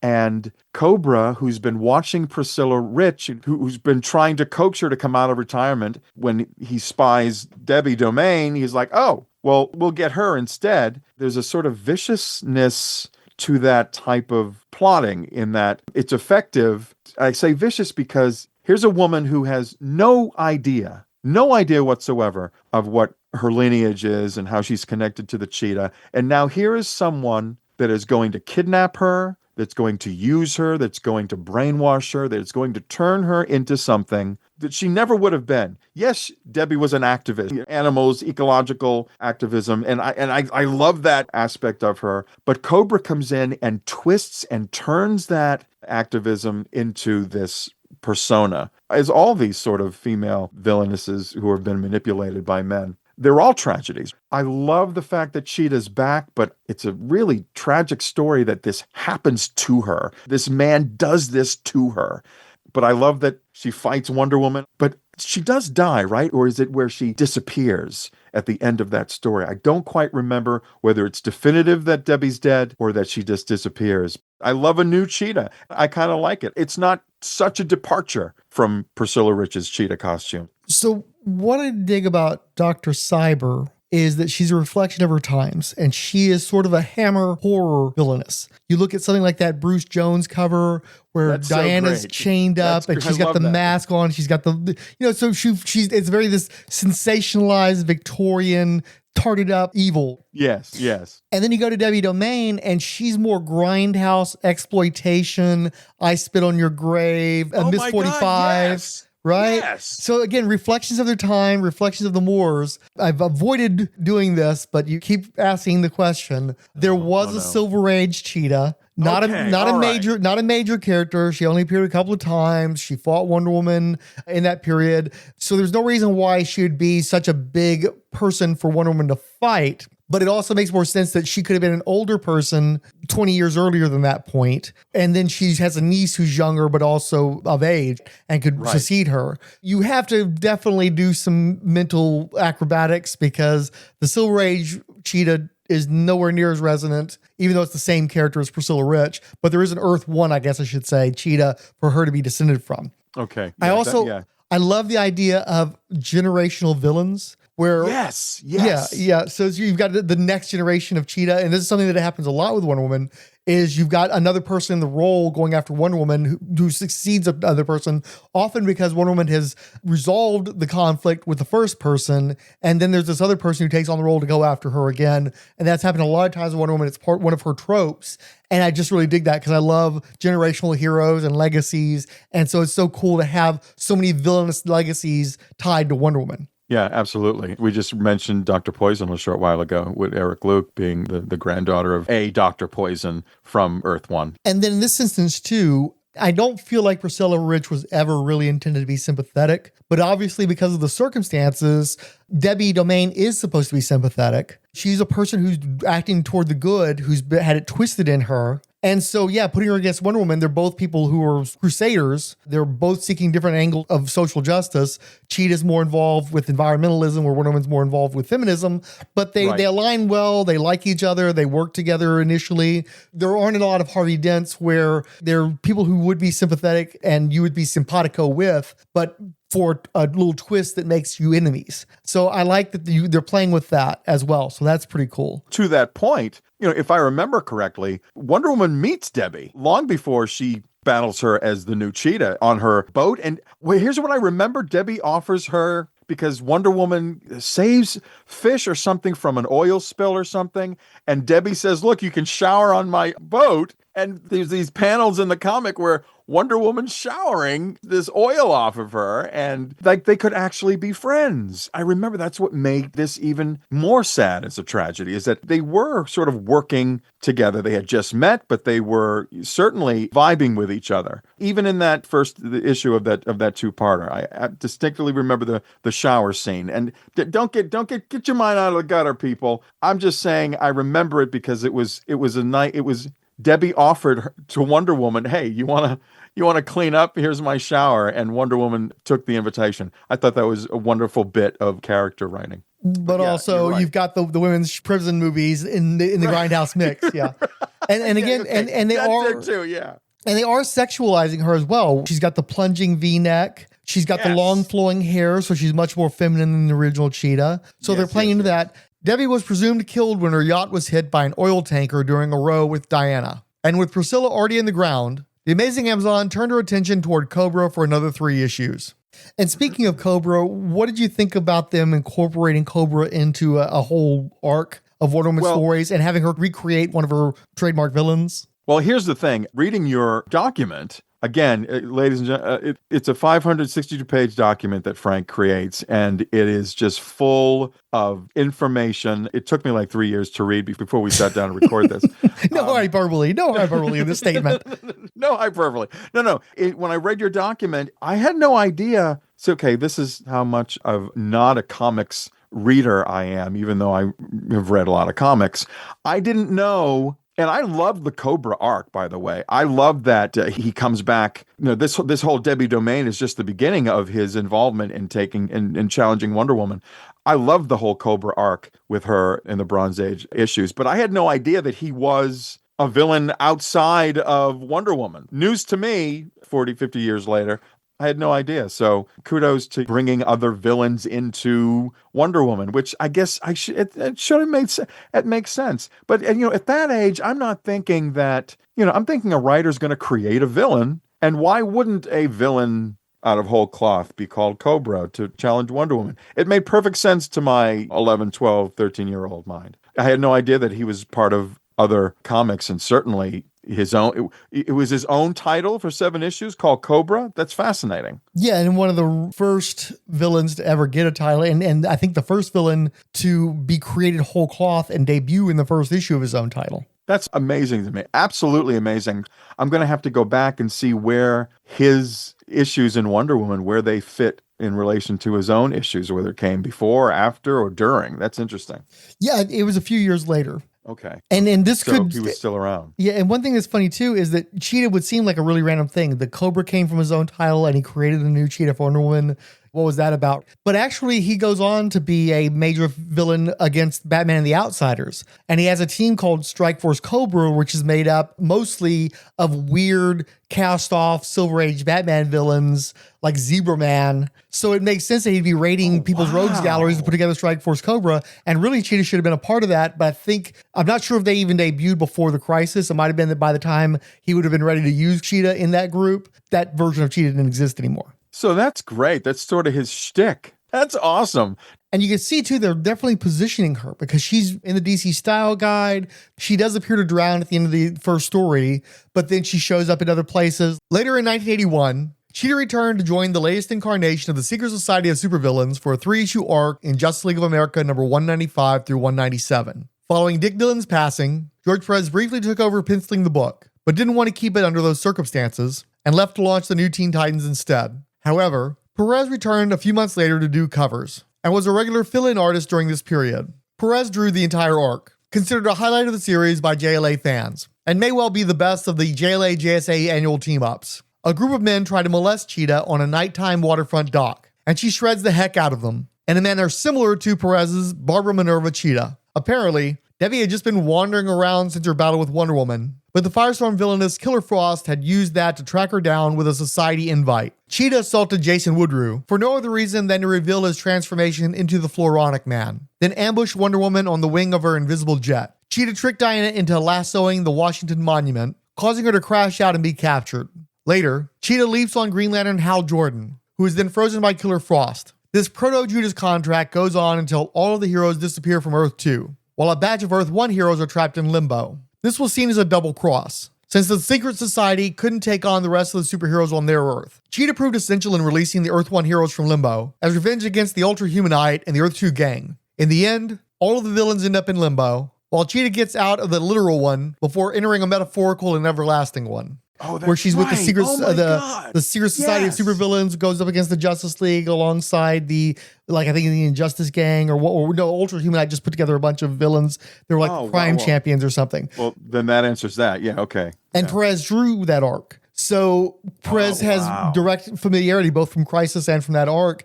And it's clearly obvious that Barbara Minerva is just an evolution of this design. They both have long flowing brown hair. Oh, yeah. Absolutely. But also because Pérez wants his own Cheetah and needs to, and honestly needs to. Like he needed to do something different. I think Barbara Minerva has a lot more in common with Priscilla Rich than Debbie Domain. And for sure. That lethality, especially, and that lack of humanity. I do think that she's a more potent visual. You still can't get around the fact that Debbie Domain does not have superpowers. She's just got crazy strength from the brainwashing instead of from whatever disorder that Priscilla Rich was suffering from, where Barbara Minerva actually has superhuman powers, including super speed and strength, razor sharp claws that can rend metal. So yeah, she's going to be more inherently formidable. So there's a lot to be said for Barbara Minerva, where Debbie Domain in some respects repeats the mistakes of Priscilla Rich in terms of functioning just as a supervillain against someone of the power level that Wonder Woman ascended to. I think another issue though is that she really is kind of like a mashup of Poison Ivy and Two-Face. Like Poison Ivy, she's got the long brown hair, environmental terrorist, a little bit tweaked, but then you also have this, because she's dressed as a cheetah, then you're like, oh, and she must also be an animal rights activist. Not that I ever saw, but why Cheetah? Poison Ivy makes more sense doing what Cheetah was already doing and it ends up doing. So there's a sort of redundancy to her as well. That's absolutely a match.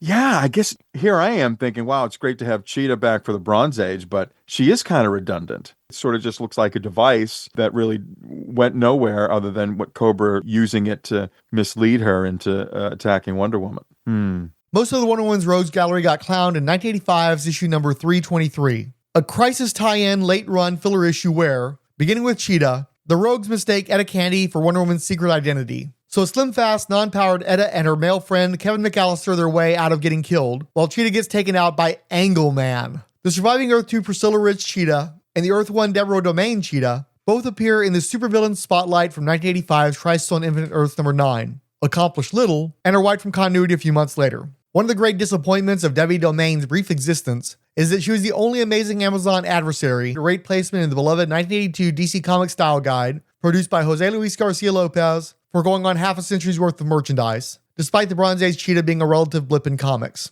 She gets her own style spotlight page with a barely ever seen logo. She's on a group page of the great DC villains, and she's part of a size and color chart lineup of those villains. I'll also note that the villains are otherwise taken from Superman, Batman, and Captain Marvel comics, with no place offered to any other Justice League member rogues. And yet, Cheetah was one of the few characters in the style guide to be left out of Kenner's Superpowers collection action figures, though she's in the good company of every other featured female not named Wonder Woman. Anyway, I'm pretty sure that I've seen the Debbie Domain Cheetah guide art on some merch over the years. I just couldn't find any examples online. The only actual original Deborah Domain item that I could dig up was on ExperienceTheWonder.com, an essential resource for Wonder Woman products. In 2002, DC Direct did a 2-pack of their short-lived, Lego-esque DC Comics Pocket Superheroes line. The Silver Age Wonder Woman vs. the Cheetah pack was part of the first series, and came with little white stands. Any Wonder Woman fan even minimally aware of her history through the ages could tell you that neither figure is from the Silver Age, since Princess Diana has her double W chest piece, which arrived a couple of years after Debbie Domain in 1982. I wasn't sure at first if this was legit, but it seems that there's also a name brand called Designs by Jim Shore that's part of the Inesco store and does a lot of collectible figurines and ornaments that can be found in places like Hallmark stores. In 2020, they released the Wonder Woman vs. Cheetah figurine, which has heroine and villainess standing back to back on a stylized base, bifurcated with Diana's white stars on a blue background and a cheetah print, the pre-crisis gold eagle in between. It's 21.5 centimeters or 8.5 inches tall, and starts in the $40 range on eBay. So I've got to get me one of these. Finally, in 2021, the Sideshow Collectibles division Tweeterhead produced the DC Comics Superpowers Collection Cheetah Maquette, a highly detailed Deborah Domain sculpture. See, I found this while looking for Priscilla Rich stuff, and the coloring made it look like Barbara Minerva, but on closer inspection, it's Debbie. Also, $260 retail, owing partly to the 2 different character heads, and it's sold out at the manufacturer. It's been a bit since our last DC Cosmic card,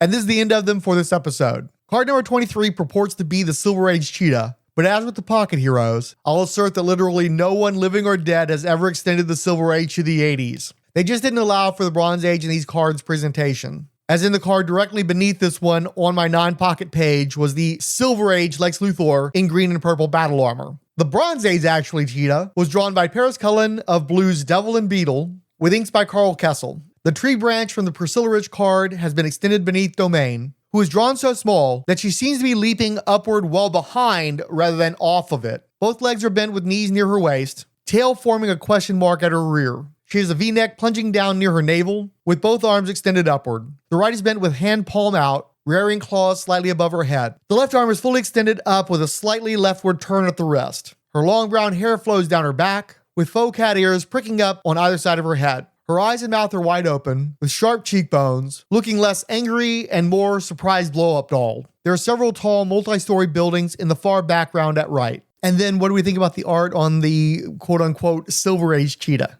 I'm looking at the Debbie Domain, if we can call her Debbie Domain. In the back of the card, did they give information? Did they call her Debbie Domain, or did they just call her Silver Age Cheetah?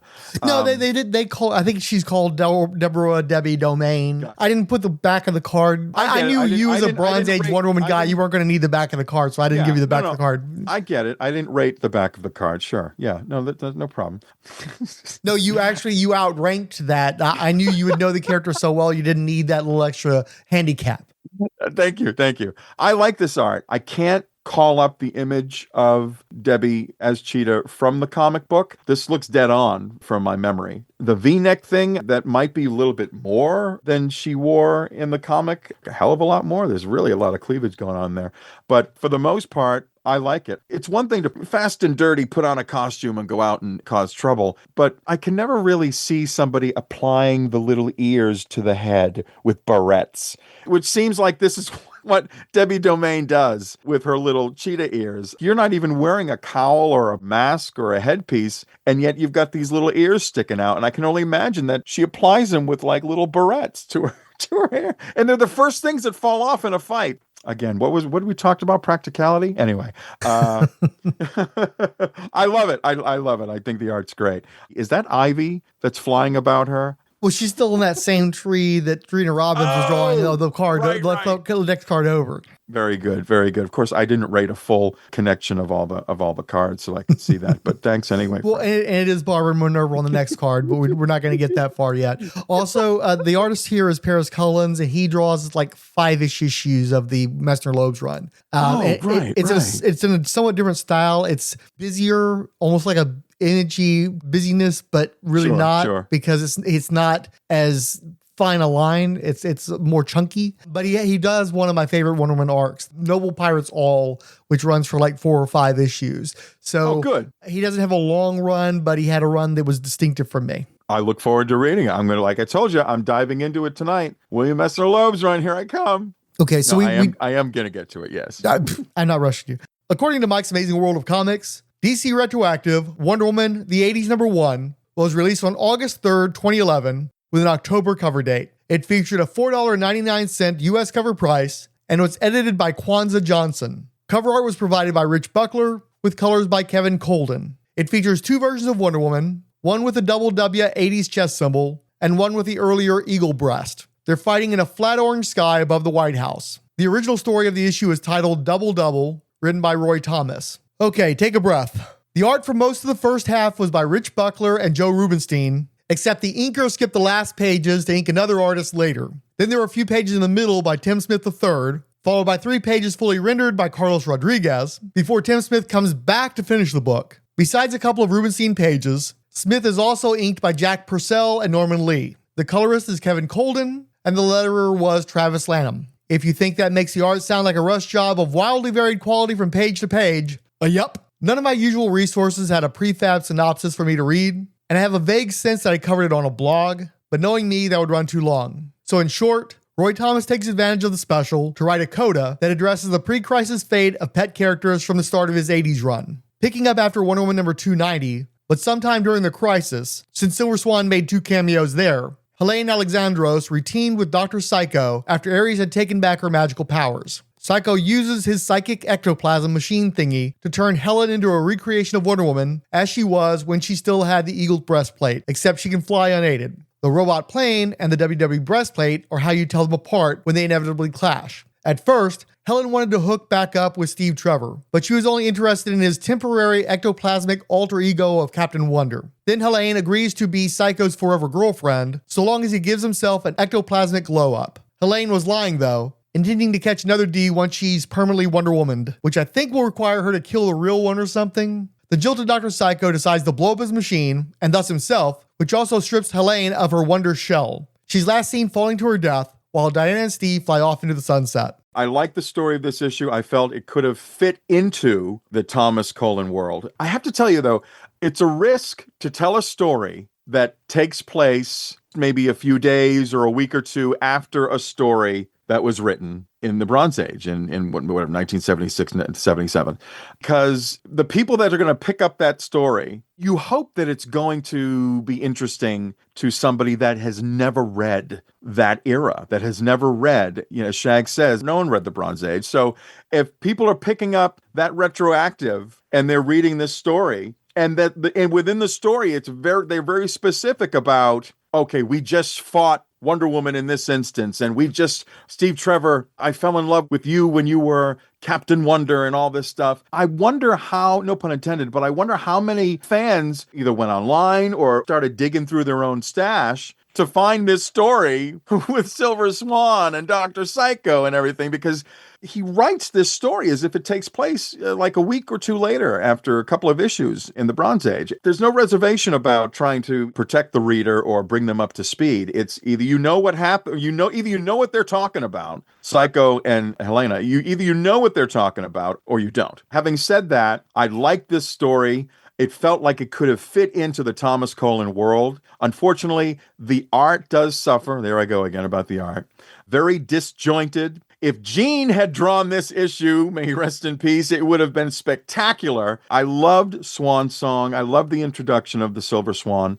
And in retrospect, I loved Gene Colan's art. It was written very much. It's almost like no time had passed for Thomas. I'm assuming he went back, he read his own story. This is part 2 of it because it fits. It fits. You could read them back to back. And it absolutely fits. But the art didn't quite match that. But if this story did take place, if this was 2 or 3 issues later with Gene Colan's art, it would have fit perfectly. I did like the Silver Swan, although it's another thing where an evil male villain is molding a unsuspecting female into a female villain. You had it with Ares with Nubia. You had Cobra manipulating and brainwashing Debbie Domain. And now you got Psycho doing this sort of manipulating of, what's her name? Helene? I think it's Helene or Helen. Helen seems really, really like 50s, but Helene in the context feels right. But then again, though, you have this, you get Psycho manipulating her to become Silver Swan. So maybe I'm exaggerating, but to me, it seems like there was a lot of that male evil villain creating and manipulating an unsuspecting female to be a female villain. It just seemed like it was prevalent. It could have been just those two, but it seemed like the writers were on that kick. Oh, if we're going to create a female villain, well, there's got to be a male behind it. Does it work? Did it work? Who knows? Sweetheart, it's not your fault. The real enemy is the patriarchy. Very good. Now, I will say in the DC Retroactive, we do get the first issue, the first appearance of Silver Swan, the Gene Colan work. And it's an interesting effort from Colan because it's clear that they're trying to make him look a little bit more mainstream DC. He's being inked to within an inch of life. It's still Colan. It's not like full-blown moody Colan. It's Romeo Tandal is really trying to give him that house style. But what I will say is I think it was a really interesting choice for them to get Rich Buckler because he's obviously very associated with that time period. And even though he didn't draw the Wonder Woman books by recollection, he did some of those treasuries. I think he worked with Roy Thomas in that time period. And so he seems very reflective of that type of material. Like I think Buckler, if I remember correctly, he was one of the first artists on All-Star Squadron. So you've got that association with Wonder Woman's adventures. And there's some really dynamic shots in here, particularly that view we get of Dr. Psycho fairly early on. He goes to town showing his face and rendering that with lots of cross-hatching. Looks great. It's just that I guess he didn't have the stamina to keep that up, and then they started getting these fill-in guys, and the story is fine, but the art suffers. It's very clear that we have a different artist, and the art gets progressively worse over the course of the story until all of a sudden Buckler comes back toward the end to wrap it up and make it look nicer at the end. But there's a period there where it's like, ooh, this is some. You could tell that not ready for prime time. We just needed to get the book out kind of look and stuff. Comic books are a visual medium. There's so many people that say, you know what? It's the story and you shouldn't let the art sway you or blah, blah, blah. And I'm like, it's a comic book. We buy it because of what's on the cover. They say don't judge a book by its cover. Well, you judge a comic book by its cover.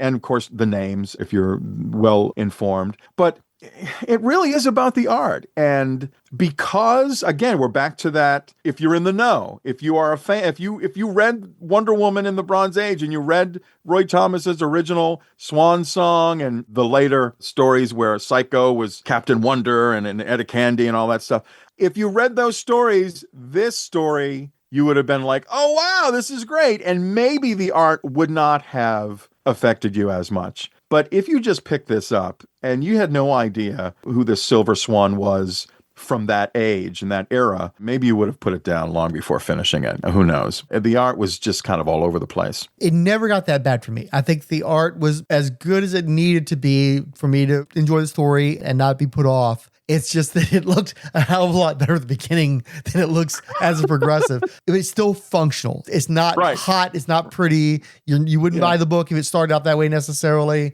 But once you're invested and it gets sloppy, you're still kind of cool with it. But that's a great compliment, Frank. Functional. Did you love it? It was, oh my God, it was functional. It's one of those deals where it's not bad enough to put me off. There's definitely books out there that are butt ugly.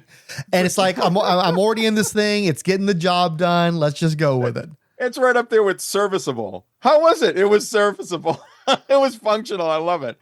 He accomplished the basics of the task put before him.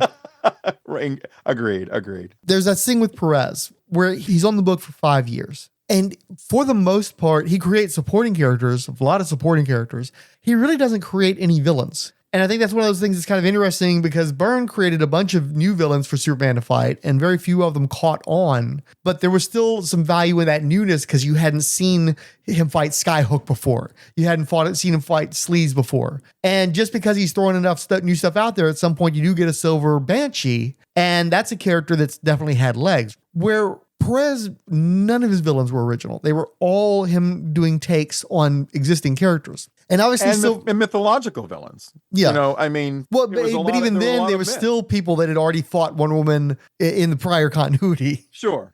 Yeah. Now, he brought new things to some of those characters and certainly elevated some of those characters, but it was never his idea to have this character appear in the Wonder Woman comic and fight Woman. It had already happened previously. But Silver Swan had such a small footprint. She only had a handful of appearances before they had the new continuity.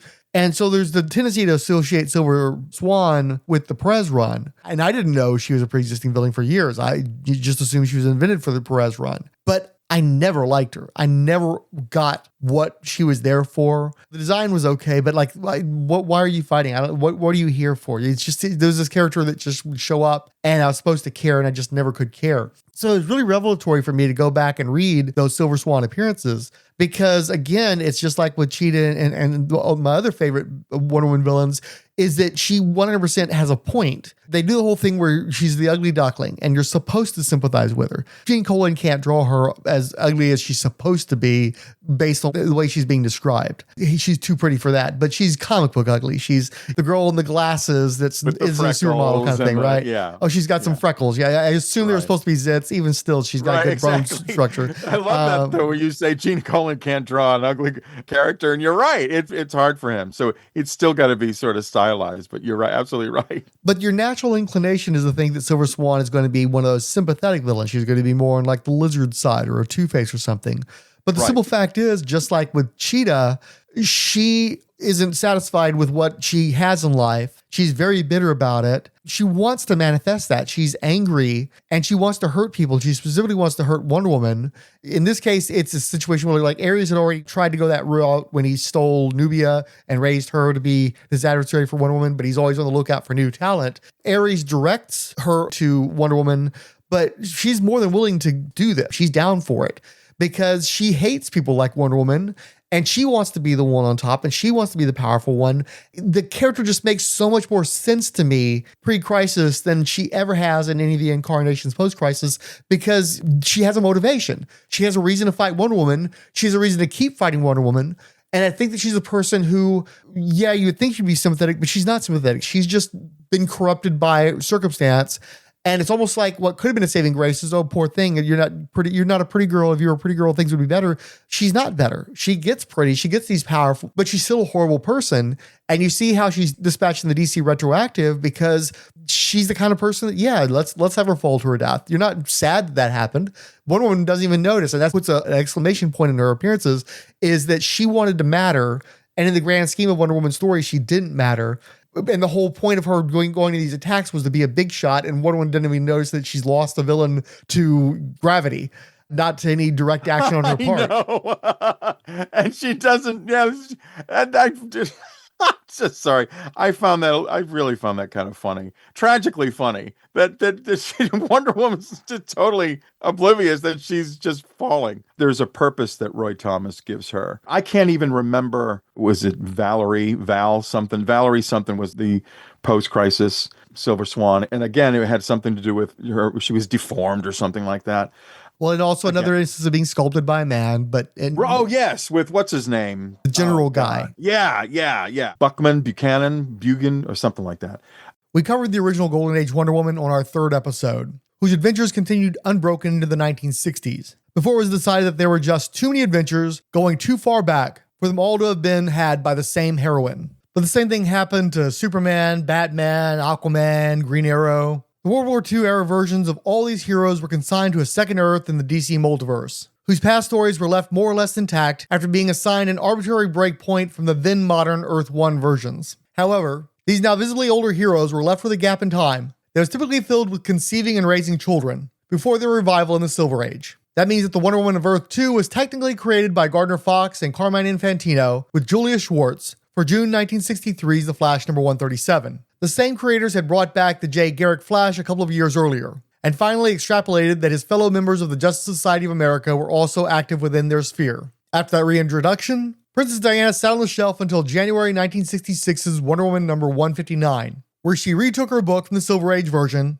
for a retelling of her origin and a minor extension of it. The following year's Justice League of America number 55 through 56 saw her take part in that year's JLA-JSA team-up. That was more of a JLA versus JSA match, as was 1969's Justice League of America number 73 through 74, as the Amazing Amazon was pitted against Johnny Thunder and Hawkman. There wasn't much to differentiate the Wonder Women of Earths 1 and 2, aside from some costume details and team allegiances, but the Earth 2 one showed up in the JLA-JSA meetups of 1970, 72, and 74 through 76. Things picked up considerably when, prompted by the Linda Carter television series, February 1977's Wonder Woman number 228 began an over a year-long retreat to tomorrow. The series was now devoted to the World War II adventures of the explicitly Earth 2 Wonder Woman, and we know this because there's an actual handoff. The Earth 1 Wonder Woman accidentally travels to Earth 2, taking the time to explain the very concept to readers. Since the JLA-JSA team-ups usually chose one or the other Wonder Woman to feature, and the Earth 1 Diana was a depowered soloist for several years, the Wonder Woman didn't meet up until Justice League of America number 100 in 1972. However, E1 Diana had crossed dimensions in time, so E2 Wonder Woman attacked, thinking she was a villain impersonating her. This was all the fault of a new villain, the Red Panzer, whose attempt to save the Nazis from defeat in Earth 2's future saw him overshoot the mark and drag back the Earth 1 Wonder Woman of 1977. So World War II era Earth 2 Wonder Woman sent Disco era Earth 1 Wonder Woman back to her proper time and place, but continued to battle her new armored villain from her current past. And kids, that's why the multiverse was stupid and needed to die. I have biases, I'll admit it. So there you go. I did love it. My first comic, as I said, when I bought my own money, was 251. It was part 2 of the Orana story. So I really got into the Wonder Woman comics after all of this happened. And then, of course, I went back and enjoyed all that. Again, when I started reading Wonder Woman, it was CBS years, and the reason I picked out that comic is because that Diana Prince looks like Linda Carter's CBS Diana Prince with the long ponytail. And of course, when I read it, I'm like, this doesn't read anything like what's going on in the TV show. But I was in. I had bought it with my own money. I was in. I believe that they, out of either desperation or taking advantage of something that where we'd be foolish not to do this. It's an undertaking, right? But they had an avenue, a built-in way to do it. Earth 2 and time travel. Comic fans, if they were reading DC, if you had DC Comics fans reading, they already knew about Earth 2. They knew Justice Society. They knew that this could happen. There had been many crossovers, and they wanted to take advantage of the success of the TV show. And they were just, talk about bold new direction. We're going to turn this comic into a mirror of the TV show. That's crazy. That's crazy talk. And yet they did it. And yet, although they said in the comic that it's Earth 2 Wonder Woman back in the 40s, it obviously, I don't call it Earth 2 in my own fan headcanon. It's Earth TV because ostensibly it's Earth 2. But there's no General Darnell. It's General Blankenship. There's no blonde Steve Trevor. It's a brunette.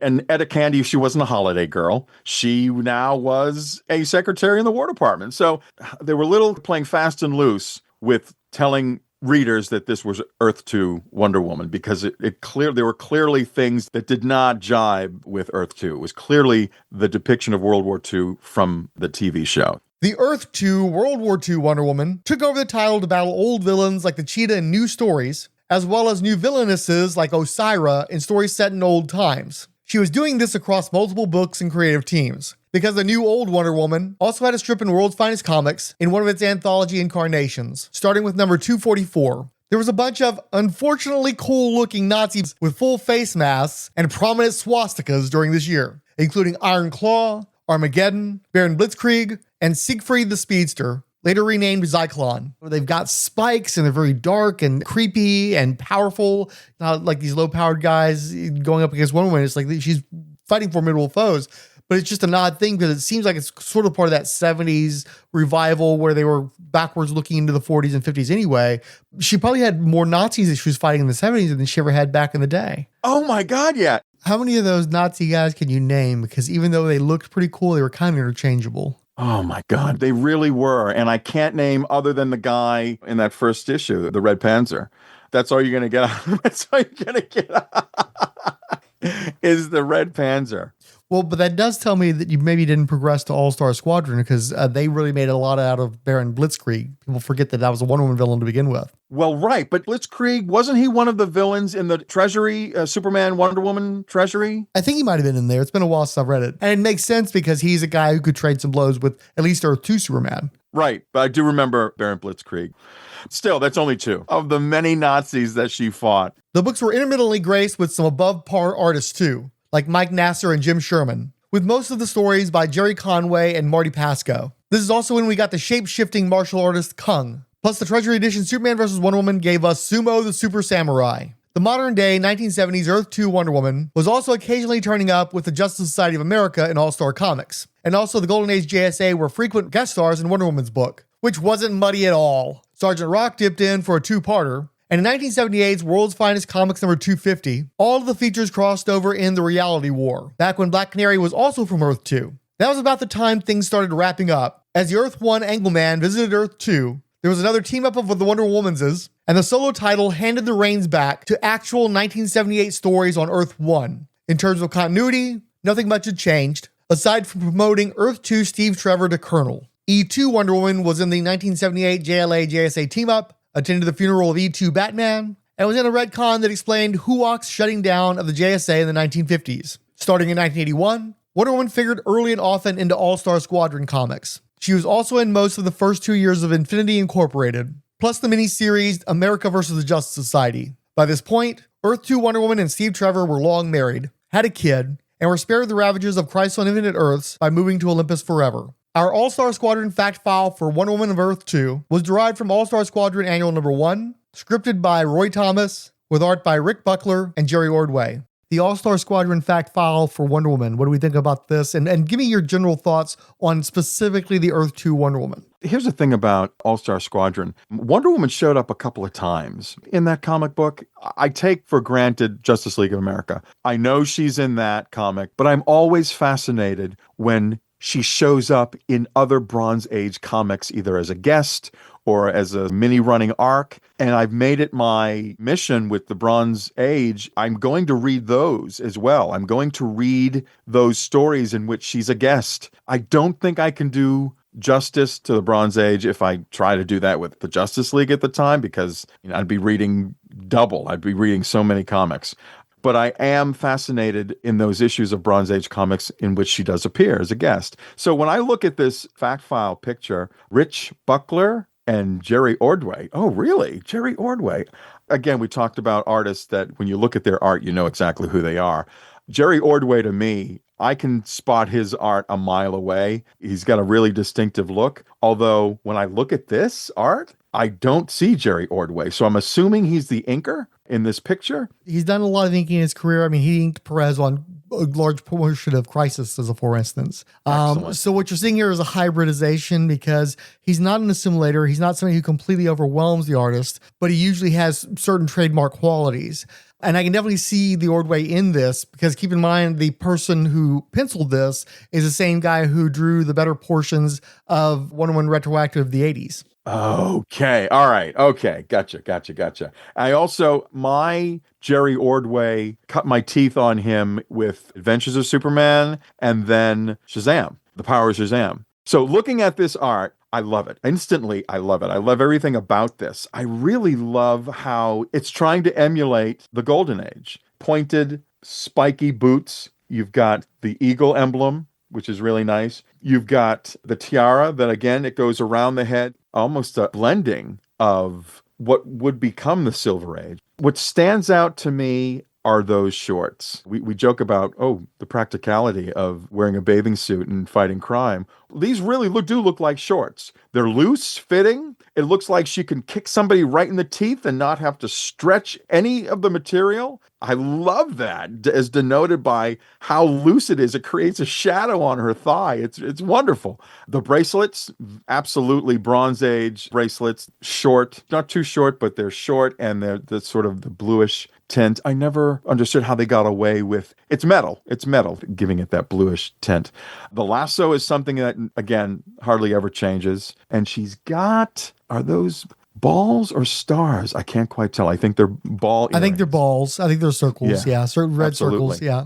I love the whole wielding of the lasso. Anytime, either bracelets or the lasso is great.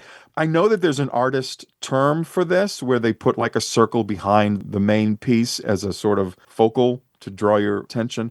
I love that little blue circle behind her. I think this is beautiful. I think it's absolutely gorgeous. I really do. I love they use the Wonder Woman cursive from her Golden Age. Yeah, Wonder Woman of Earth 2. They both did a great job in depicting her from another vantage point. You always wonder how other artists are going to do it. Now, you compare Buckler to Trina Robbins, and Trina Robbins is really sort of an imitation of Peter. Buckler's not trying to do an imitation of Peter, but he is hitting all the points of the Golden Age Wonder Woman. I love it. Well, I mean, it's one of those things where Trina Robbins is doing the literal Golden Age Wonder Woman. And these guys are doing the Bronze Age faux World War II Wonder Woman. If you go back to the run in the 70s, you've got guys like Jose Delbo, and this looks more like a Jose Delbo than it does an H.G. Peter.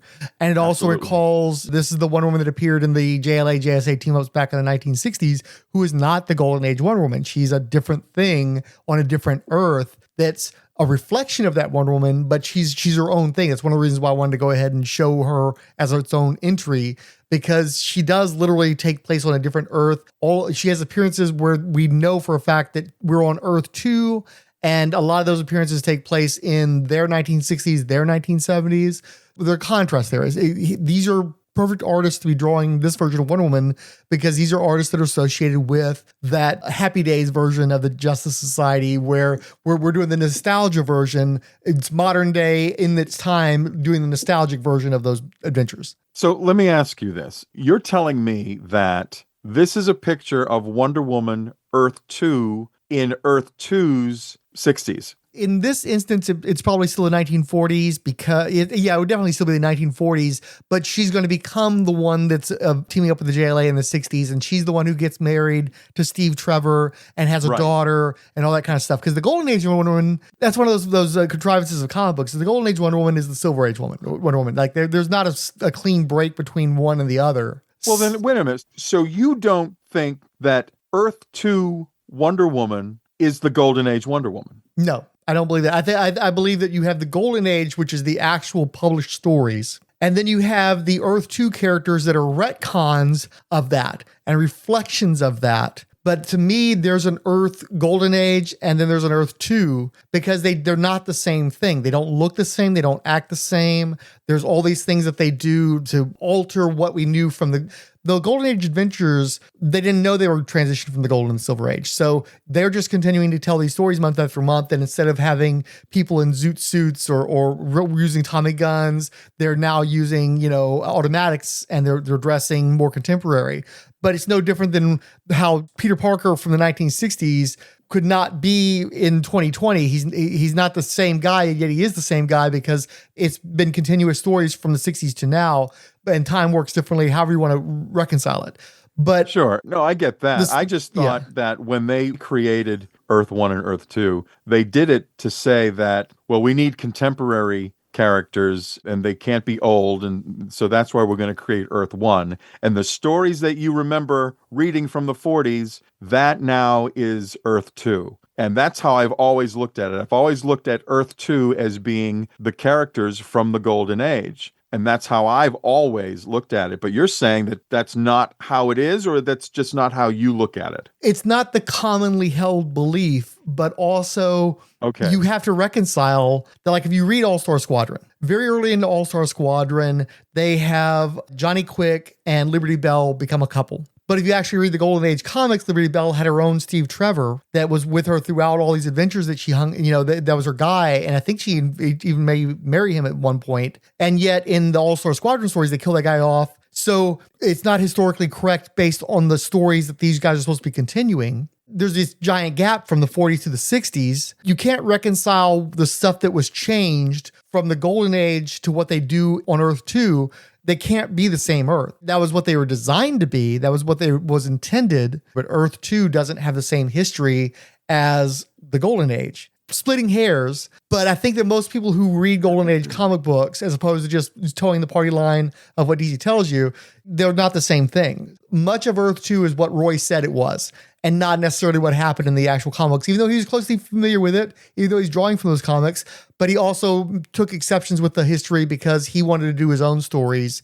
And just the simple fact that the All-Star Squadron all were a team and they were running around doing stuff. Well, these were disparate characters, often from different publishers that were eventually absorbed into DC Comics. At various points, they bring in people like Plastic Man and Captain Marvel, who weren't even DC characters. In pre-Crisis, they were on different Earths entirely. They were Earth S and all this kind of stuff. So there's a lot of stuff that you can't reconcile without just saying that Earth 2 isn't necessarily the Golden Age. Earth 2 is a reflection of the Golden Age. Interesting. But DC doesn't, like if you go to the orrery of worlds and stuff, there's not an Earth Golden Age versus an Earth 2. But if you're looking at the history, they're not they're not 100% the same thing. There's in some ways there's more divergences between Earth 2 and the Golden Age than there is from the Golden Age to the Silver Age. That's fascinating. I think that warrants more investigation, I think, on my part. Now I'm very intrigued. Well, I mean, and just as a for instance, the Cheetah first appearance from the 70s isn't the Cheetah's first appearance from the Golden Age. There's differences between the two of them. Right. Absolutely. Oh, sure. Yeah. It's just the comic lore is just so weird that for the longest time I thought one thing, and that when you started talking about that, I'm like, wait, what? It's not. Yeah, again, it's still at the end of the day comic books.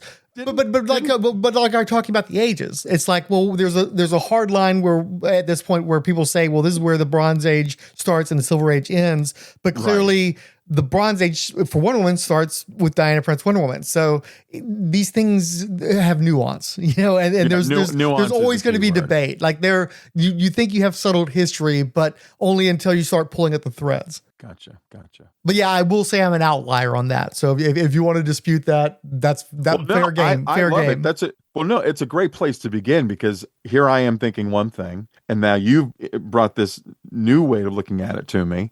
I'm going to scour the interwebs to see what other opinions are. I may stick with mine. I like yours. I love the idea of the Golden Age is sort of its own thing. But hey, we kind of slipped that they had a kid thing in there, right? About that. The pre-crisis Fury was created by Joy and Danette Thomas with Ross Andrew for February 1983's Wonder Woman number 300. More to the point, Hippolyta Lita Trevor showed up there with her father and maternal grandmother's blonde hair. This was subtle foreshadowing for the spin-off team Infinity Inc., who debuted a few months later in All-Star Squadron. The group are all the children of the Earth 2 Justice Society and their associates. As I recall, the Fury costumed identity was designed by Mike Macklin, and or maybe with Jerry Ordway. Lita was raised in Washington, D.C., but summered on Paradise Island, where she trained as an Amazon with her Wonder Woman-like superpowers. She never learned to glide on air currents, though, and lacked a magic lasso and robot plane. On the plus side, she got to pass on the bracelets of submission and her own pet Kanga named Trouble. Like mother, like daughter, when Diana forbade Lita from becoming a superhero without either finishing college or following years of more extensive Amazon training,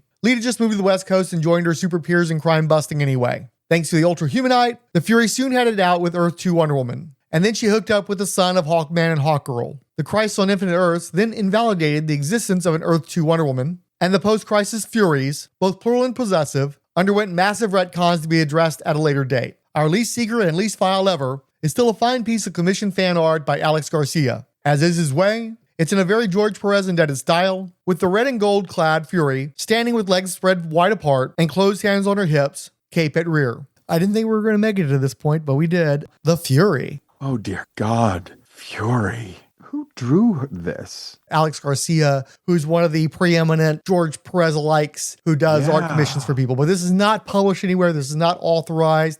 It's me breaking and bending my rules.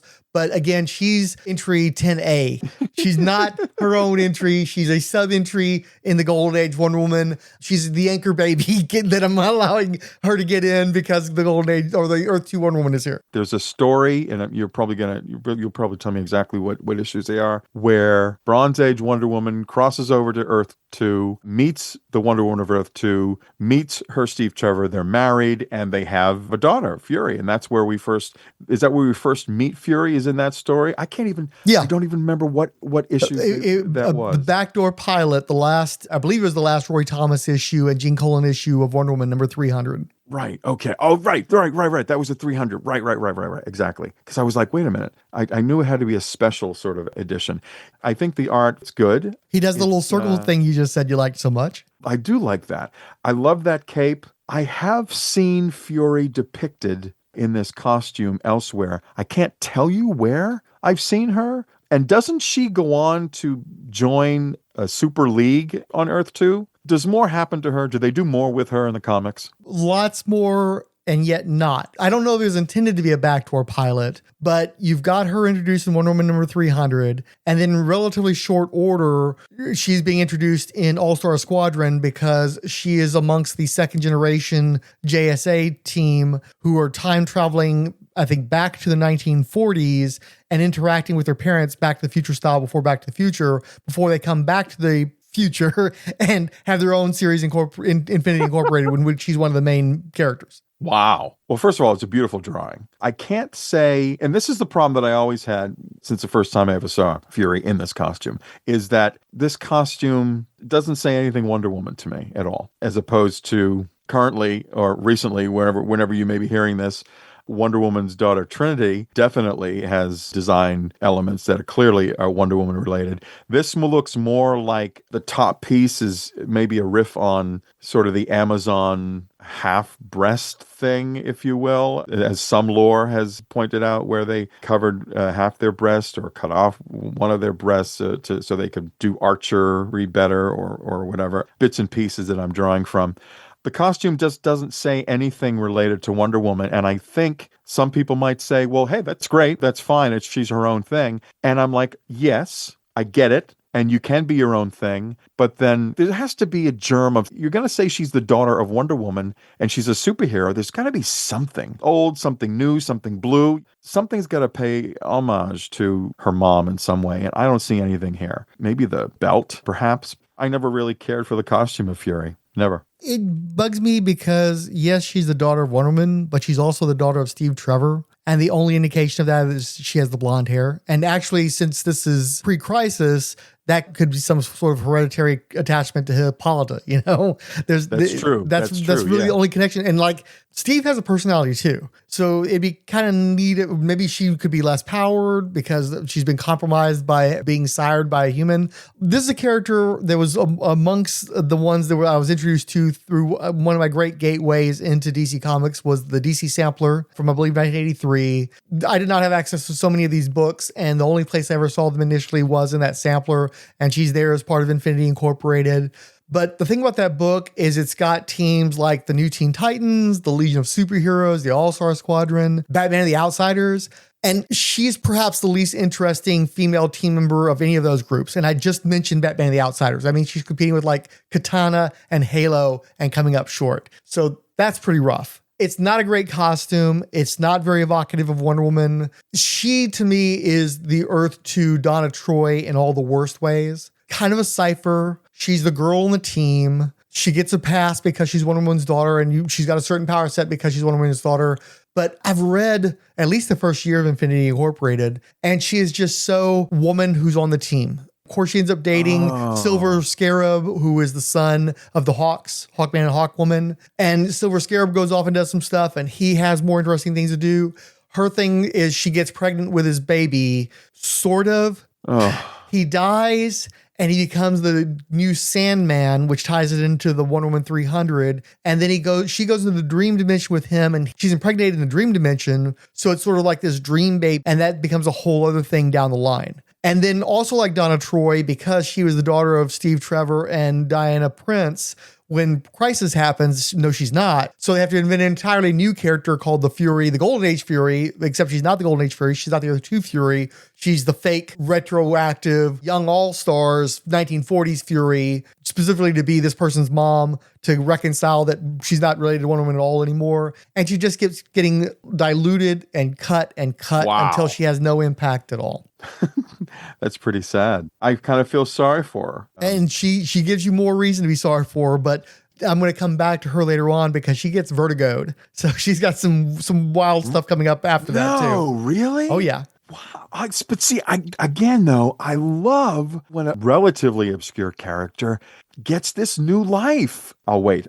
See, here's the problem though. It's not her life. She's always defined by who she's associated with. She's not Lita Trevor Hall. She's Silver Scarab's wife. She's Wonder Woman's daughter. She's the son. She's the mother of the next Sandman. And she does have an arc. She's a part of the last extended arc in the Neil Gaiman Sandman series. She's the protagonist, but she just gets lost because it's all about resolving key narrative of the series. And she's the cipher through which that's resolved. I don't feel like she's really a character unto herself. She's just defined by who she is to everybody else around her. Well, now I'm sad again for her. Yeah. Good illustration, though, by Alex Garcia. He's drawing in the classic Perez style. We're always going to be suckers for this. Did Perez ever draw her for Crisis? Probably, but okay. I don't think he ever did anything substantial with her. It's you mentioned Jerry Ordway earlier because of the art, and he's the one who drew the first 10 plus issues of the series that she appeared in. And I think he probably rendered the early appearances in All-Star Squadron as well. I don't think he designed her. I think it was the inker Mike Macklin that designed her. Jerry Ordway drew her a lot, and since Jerry Ordway inks Perez in Crisis, you feel like there's a connection there, but I'm not really sure how much George ever actually had to do with this character. And of course, he's the one who nukes her continuity. So, well, poo-poo on Macklin. A man bent on revenge threatens the powers of Wonder Woman. You killed my brother. And this man's on the loose with this awesome power. It's a super evening of excitement and drama. The new adventures of Wonder Woman. Friday beginning at 8, 7 Central and Mountain. Wonder Woman. Wednesday. Hey, this is Stan the Man from The Real Guys. You may not know me, but I'll bet you know Wonder Woman, and that's what the new podcast is about. I'm going to be talking to Wonder Woman cosplayers all across the country, hopefully internationally, about the character that inspires them, Wonder Woman, specifically as portrayed by the fantastic Linda Carter. We're going to break down each episode starting at the top. Now, am I a professional podcaster? No. Am I a journalist who understands classic 70s TV? No. But can I give you the highest quality, most in-depth and detailed analysis of every episode? Also, no. However, I will promise you terrific and warm conversation by genuine fans who love the classic Wonder Woman TV show, who admire and respect what Wonder Woman stands for, and who truly love the great Linda Carter for giving us an iconic and lasting personification of everything this character stands for. I don't know of a time that I didn't know who Wonder Woman was. And in my head, it's always been Linda Carter. She doesn't have the that sort of self-aware humor that Adam West had, you know. Right. Like she's such a genuine, sincere person. That was what was going on, and especially as a parent. And I'm like, listen, I don't even leave my fake glass though for cosplay around because I don't trust my kids not to ruin it. You're just out here just giving the warden's son, who, by the way, why is he just hanging out and playing at a prison? As a kid, I never noticed the stunt doubles. Like I just didn't pay attention to it. But this one is so interesting because you can actually see where it's one take. And so she zip up on the thing, and then you see the body come down, and then she walks out like almost immediately after the one jumps down. It was empowering. It was.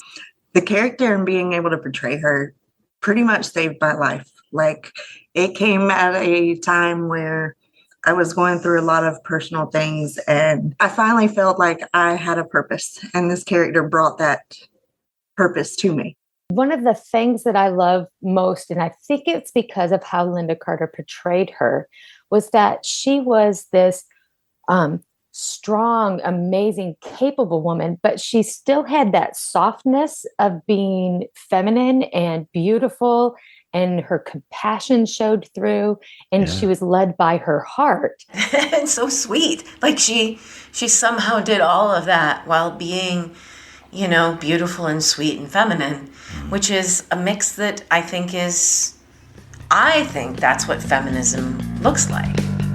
So give us a listen. It's going to be a lot of fun, and I hope you'll join us every month for Wonder Woman Wednesdays. Did you think this was ever going to be over?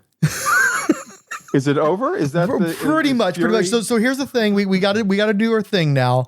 Our thing. Okay. So you got to go back to the top of the document and tell me which were your favorite entries. Which art was your favorite? Oh, okay. Well, okay. Well, certainly, the Trina Robbins Wonder Woman, love that. The Cheetah I love too. Okay. All right. Let's just go through it. Let's go through it here. Paradise Island. That's beautiful. The Silver Age Wonder Woman, nice. Again, the bracelets work. I love that. Wonder Girl, not so much. George, sorry. Giganta Who. The George Pérez Bronze Age Wonder Woman that I discarded initially, and though through this podcast, looking at it again, I really love it. I do wish that was an eagle though, so that's good. I like that. I like Cyber.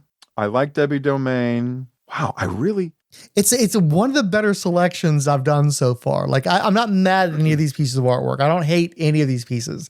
I think Giganta is clearly the least of them, and it would not be here but for my inability to find anything else with Giganta, but pre Phil Jimenez.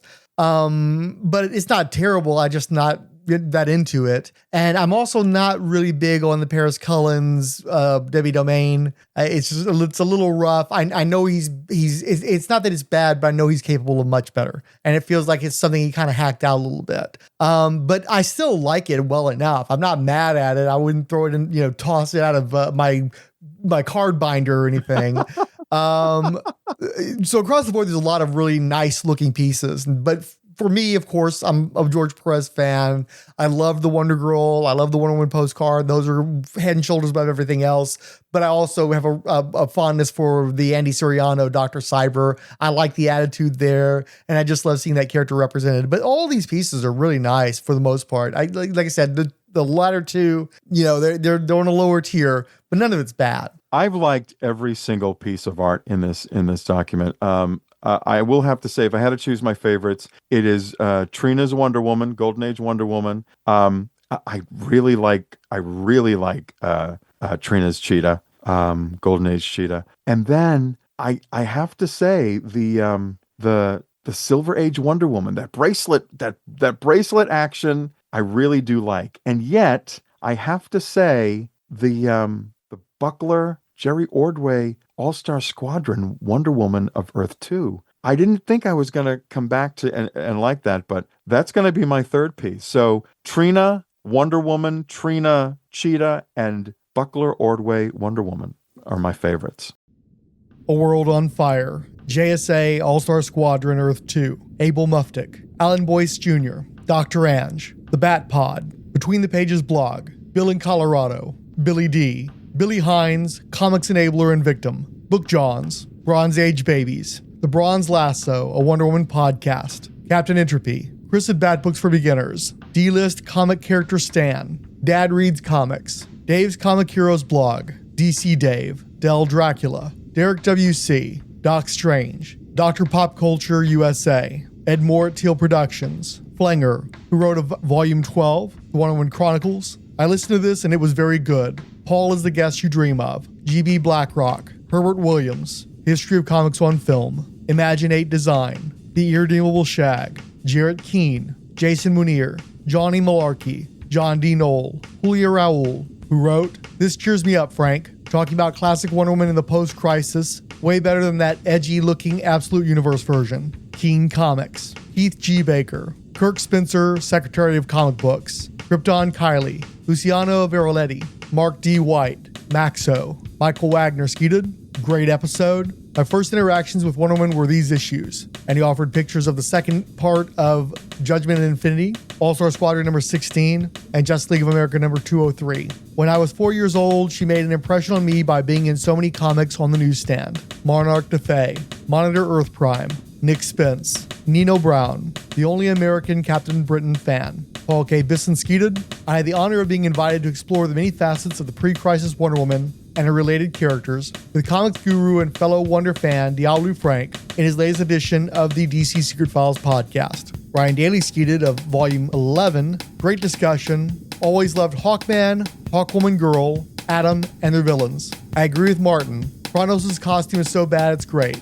Martin Gray added, I am redeemed. Mike had a thought once, therefore he was. The Monthly Planet. Nash at Agent of Dream. The Never Gets Old podcast. Relatively Geeky Podcast Network. Satin Tights, a Wonder Woman podcast. Siskoid. $6 Million Man, Heart's Bionic Woman. Slangward Scott. Soler Rafa Soler. Steven Slater. The Telltale Mind. Thirsty's New and Used. Tim Price.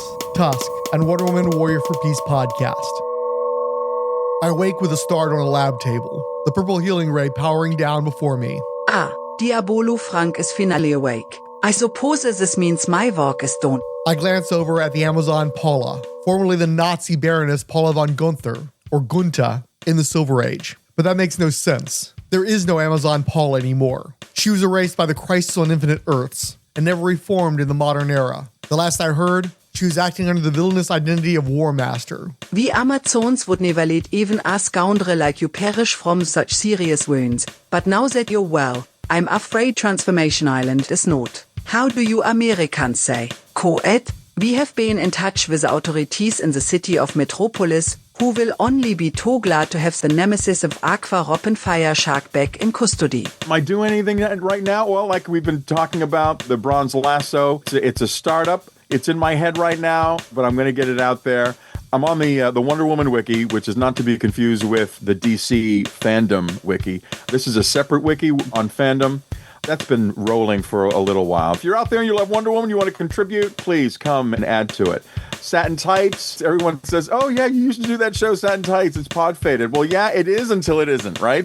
We can go months, year. It's been over a year since our last one. I'm still producing them, so my favorite 2 words is stay tuned, Frank. Stay tuned. Well, I mean, my Dinah Prince Wonder Woman podcast is about to come roaring back for some reason, so you never know what happens. You never know. You never Never know. But technically, people like regularity, so I will concede that right now it is sort of pod faded. But we're still doing it. We're still coming back. Me and Ray, it seems ridiculous to say, just a little busy, but we're coming back. We'll be there. Well, hopefully we've piqued some people's Wonder Woman curiosity, and the old NBC tagline, if you haven't heard it before, it's new to you. I love these little tidbits. I'd never heard that old NBC tagline. Really? I like that. You were not a must-see TV guy then, huh? I was must-see TV, but I remember the old come on along with ABC. If I remember correctly, that was one they would use for shows like Caroline in the City, Suddenly Susan, I think maybe News Radio, Just Shoot Me. So it wasn't necessarily a Seinfeld one, but it was something they'd drop on maybe like the Tuesday night lineup or something. Oh, okay. That's a little bit more recent. Sure. I'm trying to think back into the 80s, but man, I've got 80s and locked rooms in my head. Thanks to everyone for tuning in. I've been Frank. And I've been Paul. As always, we leave you with the question for the next episode. Is it a secret? Do you want to hear a secret? Oh, do you want to hear a secret? Okay, do you want to hear a secret?